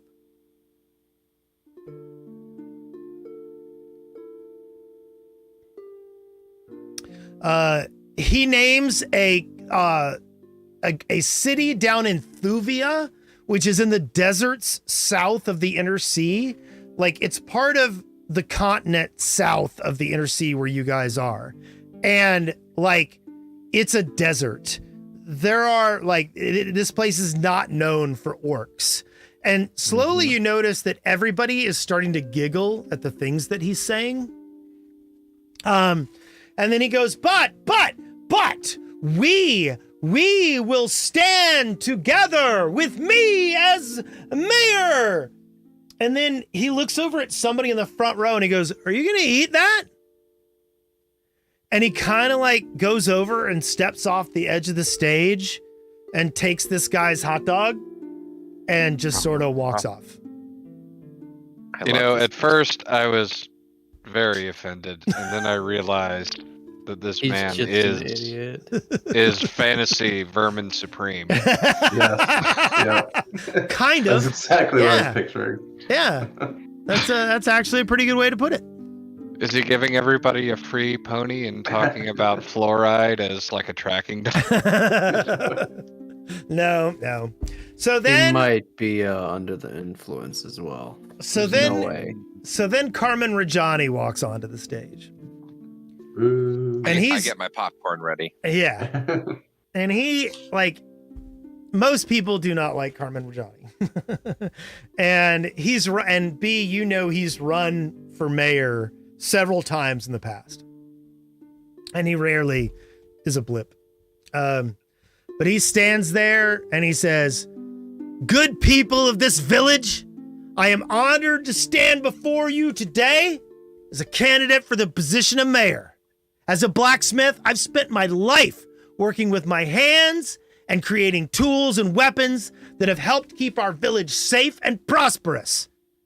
But I believe I can do even more for our community by serving as your mayor. 1 second, I've got to step away for a second, guys. Okay, no worries. Everybody can give me a perception check. Blind or It doesn't really matter. I'm not all that concerned about it. okay. 16. Uh-oh. I can't tell if that's an 18 or a 2. That looks like a 2. That was a 2. Calcifer, you've interacted with Carmen Rajani before. This doesn't fit. Like, this doesn't feel like the Carmen Rajani you've interacted with. He's normally just this very standoffish, pissy guy that nobody really likes. And yet, like, you look around and he's not bombing.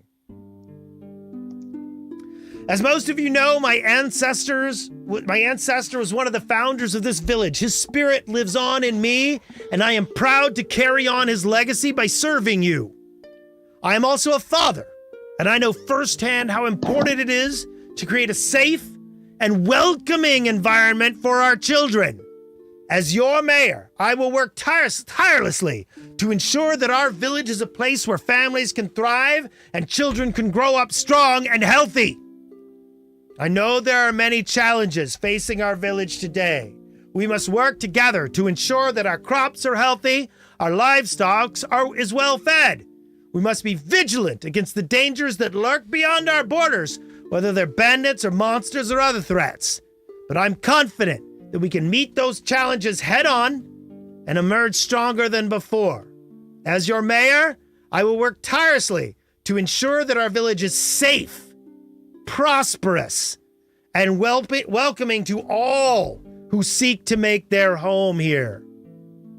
I will listen to your concerns and work with you to find solutions that benefit everyone. I will be a strong, and he kind of looks over at Osef, and steady leader who is always looking out for the best interests of our community, even if it does not bring any copper to my own pocket. So I ask for your vote today, not as a blacksmith or as a warrior, but as a fellow citizen who cares deeply about the future of this village. Together, we can build a brighter future for ourselves and for generations to come. and the dude gets an applause. And you guys are flabbergasted. What the fuck was that? Does his When like the hell did he dialect? Who is that charisma? guy? Does Yeah. does his dialect sound the same as usual? Yes. Calcifer, since you're the only one who noticed, can you roll like Arcana? Yeah, I can roll Arcana. Oh god, we're I dealing was with thinking, I was trying to doppelgangers. think if it was mind control or impersonation is what I was going in my head. I'm guessing he. But wait, bought wouldn't that some be kind like of potion. occultism if it's like I'm guessing he bought like some kind of charisma potion or something from those people. what would I roll? Wes, would that be occultism? I mean, if you're gonna, so I'm assuming you do a detect magic, but there are people around you with magic. Yeah. Okay. Yeah. You could make some kind of like an occultism or Arcana check to see if you feel like this is some kind of spell. Oh well, I did not see that. Yeah. Yeah, you don't know, like none of that makes any sense. Yeah, it's worth a try. Would B remember his previous speeches and how? Yeah, they were Like nothing what? like they were nothing like Okay. this. Okay. Nothing like this. But I mean, I kind of failed my perception, so Yeah. I probably just think he's. Oh He wait, stepped do up his I? game. I'm sorry, I'm Yeah. back. Do I need to roll a perception? Yes, go ahead. Okay.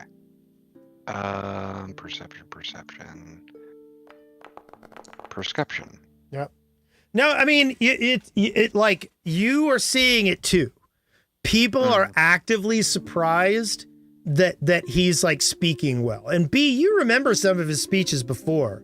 They were very entitled and just him being kind of like, look, you know, this town needs somebody like me, you know? And he appears to like sincerely being he's sincerely approaching this, and people are kind of nodding. Nobody's laughing. Well, I guess at some point in his life he had to develop social skills. So Osif Menhems walks back up onto stage. And he's a little he's kind of chuckling. He's kind of laughing. And he goes, "Well, that was something. Anyway, we'll be having the cooking competition shortly after this up at the Otari market, and our newest heroes here in town are going to be helping judge the contest along with all our mayoral candidates. So everyone, we'll see you in the market." And everybody kind of, claps and everything, and everybody begins milling back up towards the market. Yay. Yeah. We went. So your handler, like the person who like has been kind of helping you guys today, like comes and, "Hey, come on over here. Let me get you over to where the cooking competition is going to happen." So you guys get escorted back up to the Otari market, and they've got a long table set up, and like it's got Carmen Rajani sitting at it, Green Spoon, Osef, James Morbalint is up there, as well as Brelda Venkervale, the owner of the Rowdy Rockfish. Her place is known for its cooking. And you guys are welcome to sit however you would like. Oh, kicking my feet up at the table. Absolutely. Yeah. Zarm sits like a dignified lizard man. Also Chest picking my out, teeth with proud. a bone. Do we see the two Kicking the corpse down under the table. people that Carmen was talking to? Are they around at this competition? Give me a perception check. Been so good at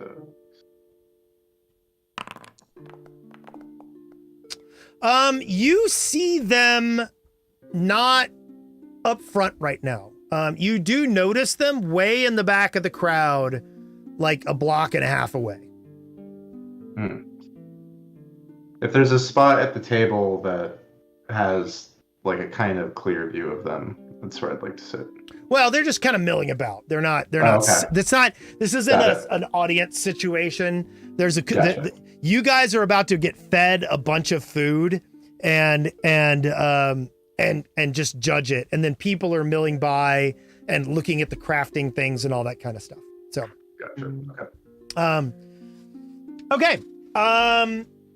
So you guys sit down, and everybody give me a perception check.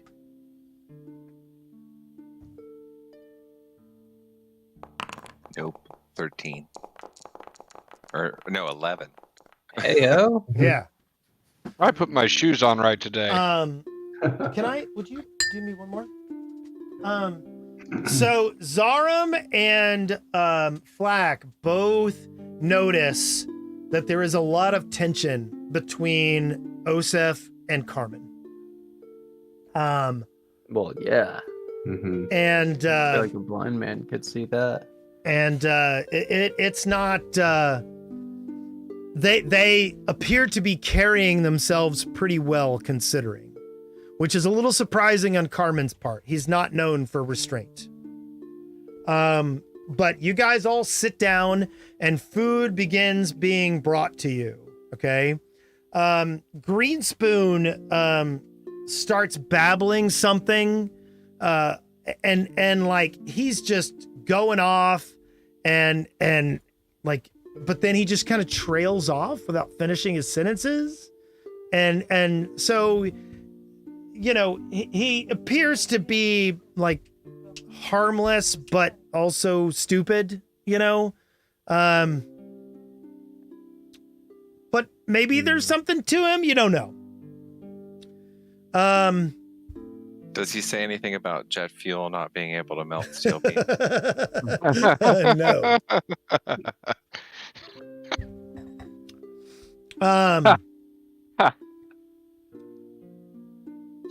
So, you guys get brought some food. Are you guys going to do anything during this, or just kind of sit there and observe? I mean, I'll try if I can use some kind of detection or something on Carmen, kind of see if there's any kind of thing I can figure out on why he's acting so unlike himself. Okay. Yeah. I don't know what. Give me a try. blind perception check. Blind perception. No. I want to see how good I do. He's being different, but he doesn't seem like alien. Like he just appears to be behaving better.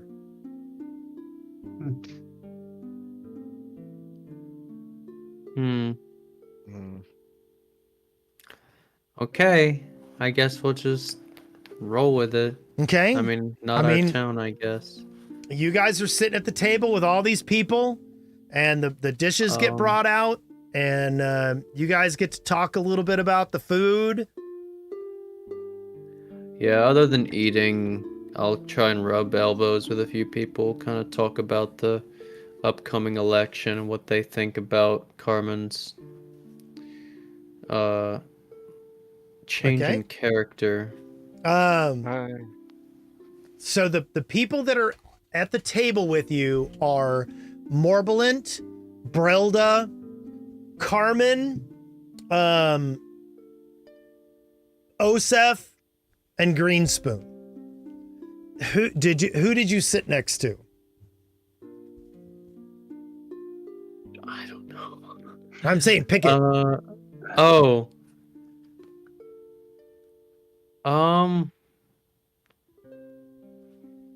don't know. You know what? I'll sit next to Carmen. Okay. And I will sort of instead of asking around the table, I'll kind of rub elbows with him and be like, "Hey, that was quite the speech. You seem to be acting quite a bit different than you normally do. You must be real serious about this, huh?" He kind of looks over at you and he looks you up and down and he goes, "This town's been run the wrong way long enough. I've tried to do it one way, now it's time to do it another." Well, if this is your first step, it's one hell of a good one. He says, "Well," he goes, "I've worked on that speech for a while." He goes, "I did my work. I'm going to continue doing my work. And we're going to see if it works this time." Say work again. Work. Turn to Well. the left. Well, One more time, I dare you. I didn't really like you when I first met you, but you seem like you have a good head on your shoulders, so I'm really rooting for you. He looks at you and he goes, "Thank you." He goes, "I appreciate it, especially coming from you guys." He goes, Yeah. "We'll see if we can't get you some better deals down at Blades for Glades." Oh, thank you. Very kind. That is not like him at all. Everyone deserves a second chance at what they want their life to be like. So It's true. I think Hey, you're look. showing us something here, Carmen. Yeah, I mean, we've been out adventuring, doing all these crazy. We don't know what happened. He could have had a moment in his life where he just sat down, took a hard look, and was like, "I need to change." Yeah, but that's what happens in role-playing games. So he mentions, he goes, I don't know if you know. He goes, I used to be an adventurer myself. He goes, Really? Oh, the knee. He goes, Yeah. I was, I did a lot of stuff. He goes, but family changes you. He goes, I had to make some tough decisions. He goes, some decisions that were made easier by some circumstances. And then he stops talking. Hmm. That's not suspiciously vague at all. Yeah, he could have just changed his mind and become a better person, or maybe he's being puppeteered because his family is put under some sort of nefarious hold. Hey, Guess we will just have Black, to wait give me and another see. blind perception check. All right.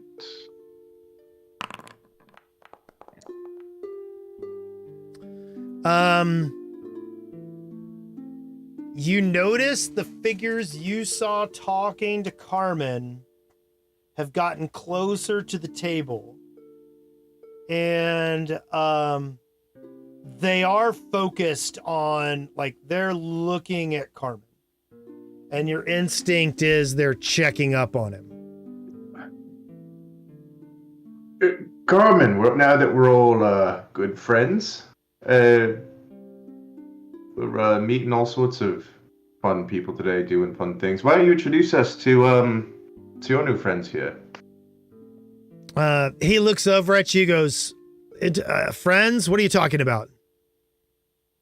Oh, sorry, I with age, the eyesight Yes. fades. I understand. No, that tall Kenku fellow, and let me scroll up in my notes. The other guy, the Dwarf. the dwarf, Okay. and the dwarf. So I think they're called Tengu is what they're called. Yes. Oh, Tengu. Tengu. Tengu. Tengu. And Magaloy is one. Yeah. So you point over to them or something? Yeah. Oh, very like openly, dramatically, loudly. Yeah. Yeah. He goes, them. They're doing business in town, and I thought it was important to make sure that see if I could sell them anything. He goes, they're businessmen, and they're trying to make some investments in the town. That's what that briefcase is about. Yep. He kind of looks over. He goes, "Yeah, that's everything that's in there." Right. If they're here to do investments in the town, why didn't they talk to the incumbent? He looks over. He goes, "Because sometimes the incumbent doesn't know what this town really needs." And he looks over, and you notice that Osef is pretty much trying to ignore everything that Carmen says and has positioned himself kind of far away from him. And he's actually in a conversation right now and did not notice that comment. Sounds like he's giving it the old college try, and if that doesn't work, a coup is formed. A Tinku. Ooh. No? There's something there. There's something there. Works I out mean, for I me. don't know. Yeah. It could be some kind of mind control, but thinking from the human perspective, it's probably either just he grew up or is confident because he's staging a coup or something. I don't know. What's going A little on fishy, with though. what's Just going a on with little. Greenspoon? He is stuffing his face currently and smelling things in very dramatic fashions. Cool. I'm gonna sit next to him and also eat, like stuff my face in a dramatic fashion, Okay. and that's it. I'm trying to make this man uncomfortable at this point. He stuffs his mouth full of stuff and looks over at you and sees you kind of imitating him, and he's like, and he kind of does like the face that the kid makes in Christmas Story. How did the piggies eat? All right. Well, I tried to goad him into an eating contest by trying to eat more and faster than him. Okay. I'm just screwing with him. Okay. Go ahead. I mean, is anyone else engaging in anything? I mean, I would like to talk to the mayor. Okay. He's just at the other end of the table chatting away. So I would just want to go up to or sitting next to him and eating and say, that was quite the display from Carmen. That's not something I've seen from him before. He kind of looks over. He goes, "I'm tired of the guy. He keeps doing this every year. And I for our families, I try not to say anything bad about the guy." I mean, that's fair. Yes, your families go have a That's history together, as we all learned about. Are you familiar? Well, I guess I wouldn't have really noticed the Tengu or the dwarf. Let's see.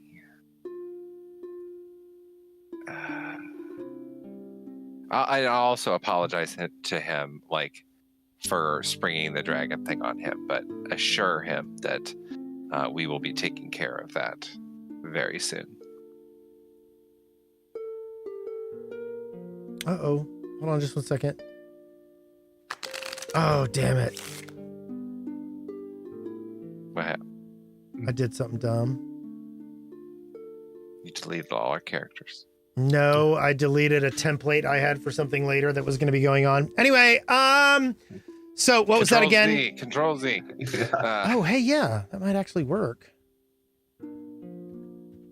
If it does, that is so damn hilarious to me. No, it didn't. Anyway, so what are you, what were you saying to him again? I'm sorry, I got a little distracted there. It's okay. I was just saying to him, like, I was after talking about Carmen briefly. I was just apologizing again for springing the dragon thing on him, but Yeah. doubly assuring him that we will be taking care of it very soon. He nods. He goes, good. He goes, well, I mean, you've seen a dragon? Yeah. So I want to give him a little bit of detail of Okay. like, we were at the Gauntlight, and we discovered one living underneath the temple. And we had been pretty beat up, so we didn't engage with it. But now that we know that it's there, we will be going back prepared to deal with it. He's a little baffled. He's like, the Gauntlight, huh? What were you guys doing up there? That place is a swamp. Indeed it is. We had heard some reports of some missing persons. And we were investigating there to see if we could find them. He goes, anything I should be concerned about? Well, we didn't really find much evidence of them. So it's possible that they were never there. So not yet, but if there is something to be concerned about, we will definitely let you know. He goes, okay, excellent. He goes, well, listen, maybe I should put you guys in touch with Frangelico. I don't know. He might, maybe getting you guys together would be smart. The gentleman who threw shade at us. He goes, that's who you're referring to. Oh, he's just a blustery guy. He gets the job done. Sounds like a man that chases glory more than the actual monsters. Well, I mean, yes, I'm sure if he has experience in such matters, that he could be helpful in some way. And like, I just quickly, like, and I jokingly say, like, like bait, but like, I'm trying to make the mayor think that I'm joking, but Right. I'm actually being serious.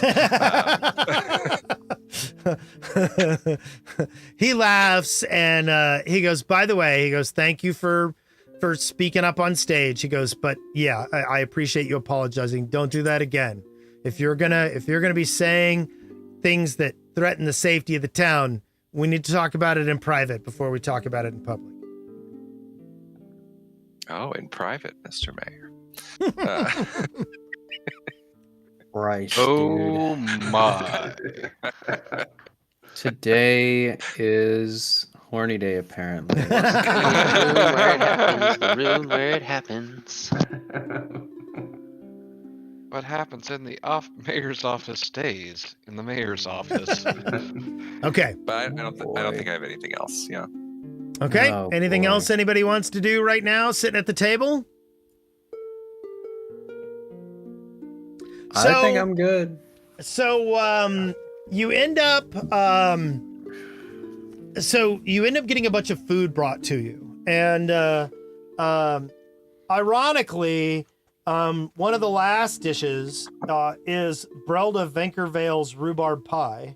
And then she goes, "Oh no, I forgot." And she apologizes. She goes, "I guess my votes don't count." She goes, "I'm sorry, but here, this is my pie. It's delicious." And then additionally, a really good spicy fish stew comes by. And it was made by Barnaby, the cook at the Crook's Nook. And it's delicious. Those are the two that are probably the best things. Osef ends up like speaking out in favor of the fish stew.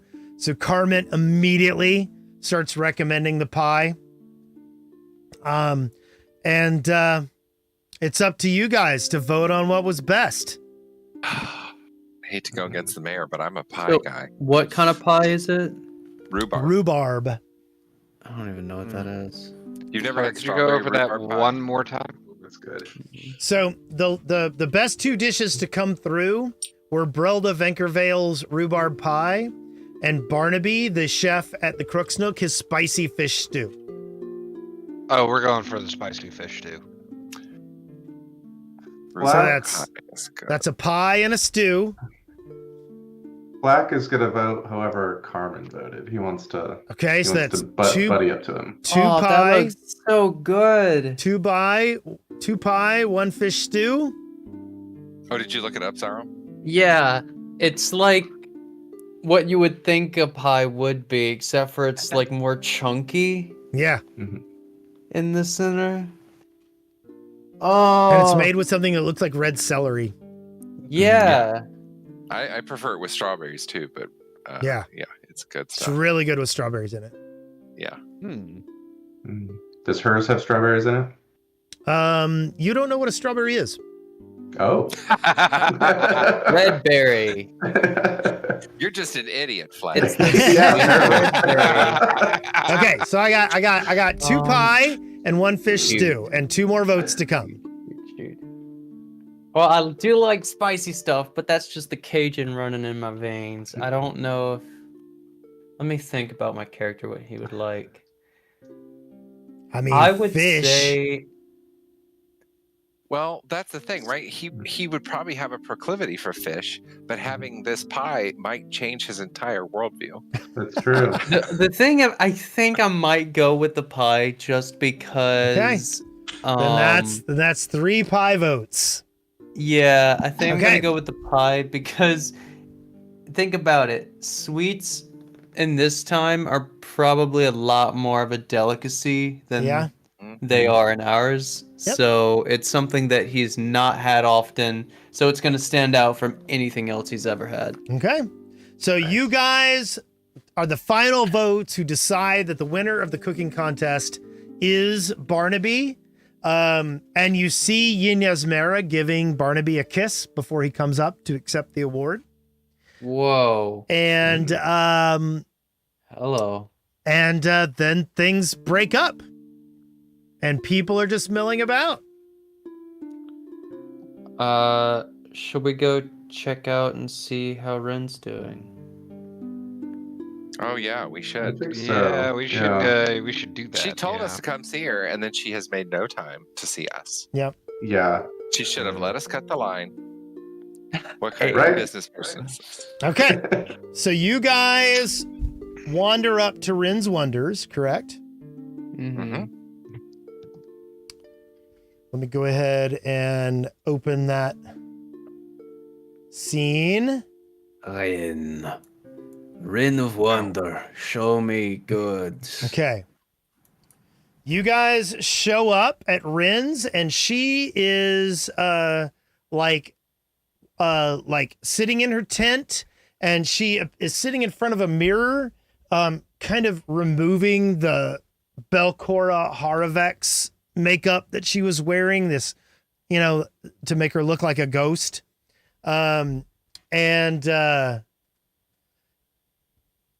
And she sees you and she claps her hands. She's like, "Yes, I am so glad that you guys came." Had to. Waiting all day. You are very popular. She's like, "Oh." She goes, "Yes, it was a big day. It was a big day. I wish that I had that kind of business on a normal day." And she goes, she goes, "Hold on just one moment." And you see her lighting a bunch of candles and arranging some things, getting some paraphernalia set up. And then she pushes some books out of the way and she goes, come in. I need to give you a reading." Yeah. Go inside.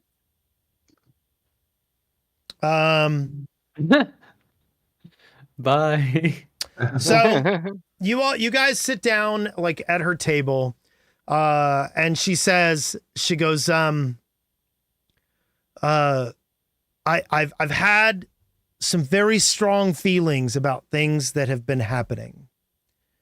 She says, and she looks over at Flack and says, "I've seen lights coming from the Gauntlight."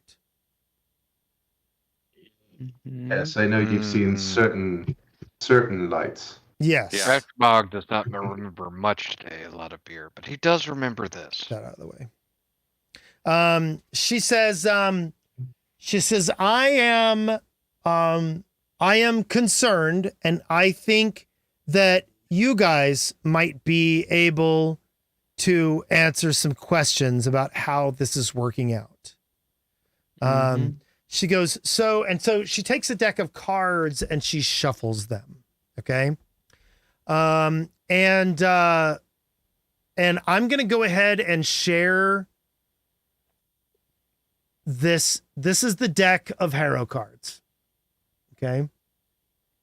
So you guys can you guys click on this and reference it? Mm-hmm. Okay, excellent. So she goes, okay.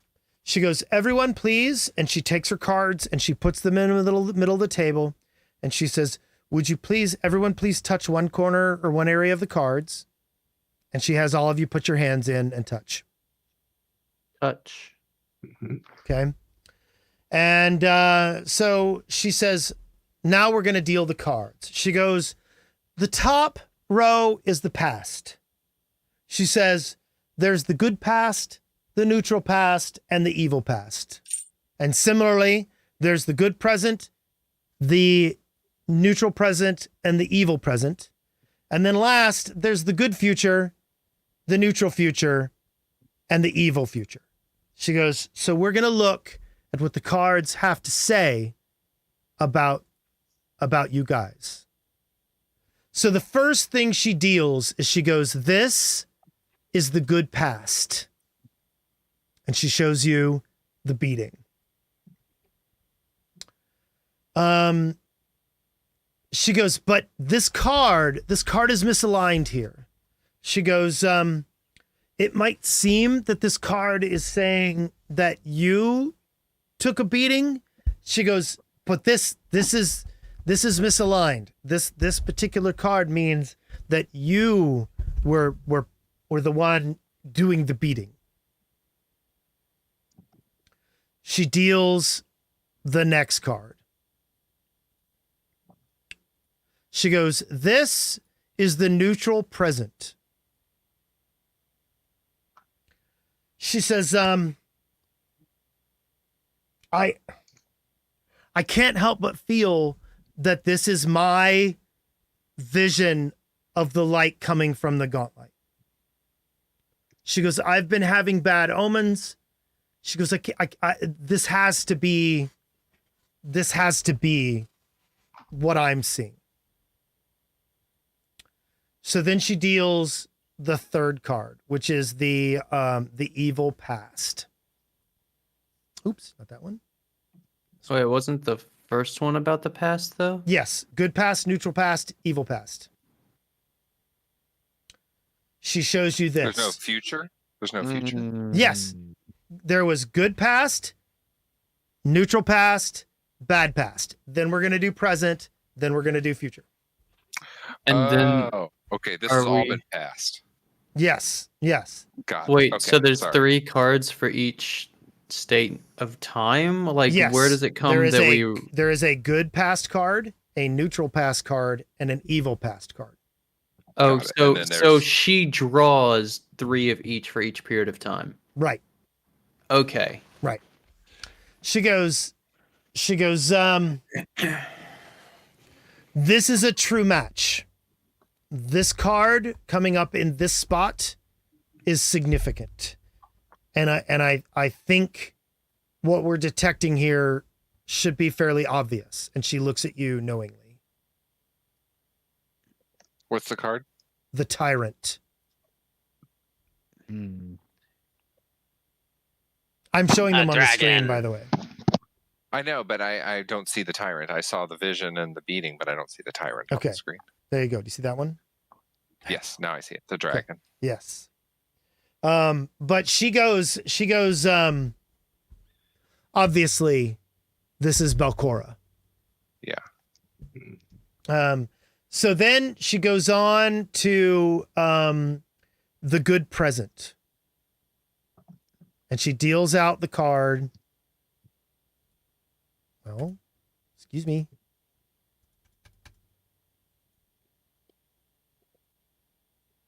Uh-oh. Something's going wrong. There we go. She deals out the next card. It's called the Survivor. This is the good present. She goes, normally this would be someone who had faced great trouble. She goes, I think you're going to meet someone who has endured a great evil. This is also a true match. This is an important card. And she deals the next card, which is the neutral present.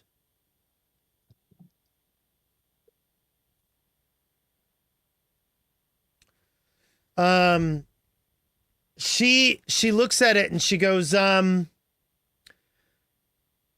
mean, there is a secret. You're going to find secrets, and that's what this says. It's going to be an important secret. This isn't drama. This is something significant. And then she deals the next card. She goes, and this is the evil presence. The evil present, pardon me. Hold on. Why are my... There we go.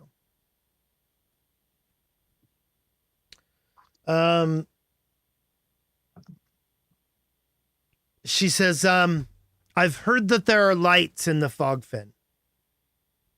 And my instinct is that we're going to see light from the fog fin. And she flips the next card. This is the good future.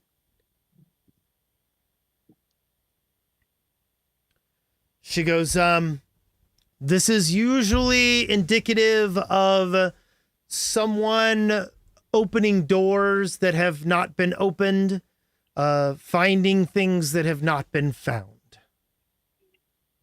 And then she goes to the neutral future.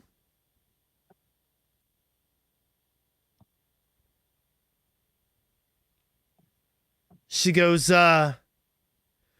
this card, a great or a dangerous power may aid or harm you. It's not clear. And then she says, and this is the evil future.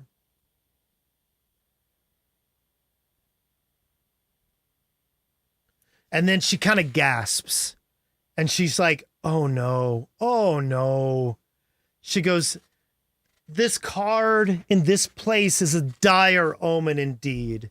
She goes, this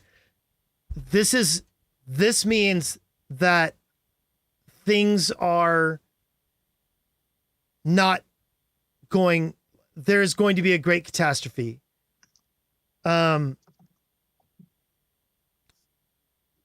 This is not a good sign. And then everybody give me a perception check.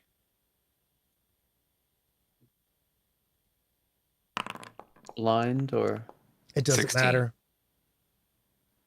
Okay.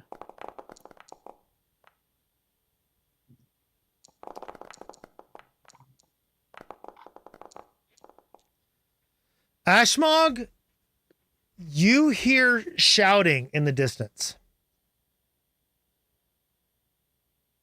Ashmog's spidey sense is going off, so he is going to say, thank you very much for the reading, but there's something that may be important going on, and I start to leave. Okay, as soon as you turn around, you see something crazy.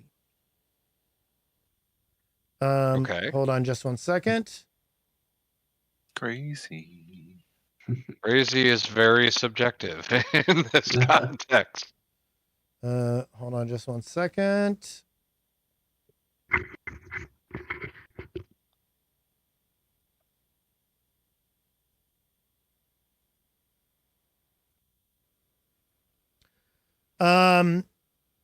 You guys step out of the hold on just one second. You guys step out of the tent and you see a large blue beam shining down onto the Otari graveyard above the Dawnflower Library. It is obviously coming from the Gauntlight. And a huge beam of blue light is now shining from the Gauntlight directly onto the cemetery over the Dawnflower Library. That's really cool. Rin comes out of the tent and gasps, and she goes, get up there now. You've got to stop whatever is happening. All right, I start sprinting. Yeah. Okay. I think that's a good place to end the night. Yeah. Cool. Da, da, da. Wes, thanks again for being such a badass. And being Yeah. so Oh yeah, cool. absolutely, absolutely. Cheers to the DM. That was fun as hell. Yes. I am Yeah, really glad very- you enjoyed that. This It was very impressive to see how many characters that you went through today. Is that all of your personalities, or is there some more stuck in your head? No, there's more. There's more. I promise. Yeah, we haven't gotten to the villains yet. Yeah, this is That's- true. This is we, true. we are not certain that we have. Well, after the day that Wes, Yes. after the day that Wes has had, I'm sure there's plenty of villain voices in his head right now. Oh yeah. Yeah. Oh man. Well, anyway, so when we start our next session, you will begin at Rin's Wonders, and the Gauntlight is shining on the Otari graveyard. And we'll see how this goes. Sweet. Okay. Okay. Do you have time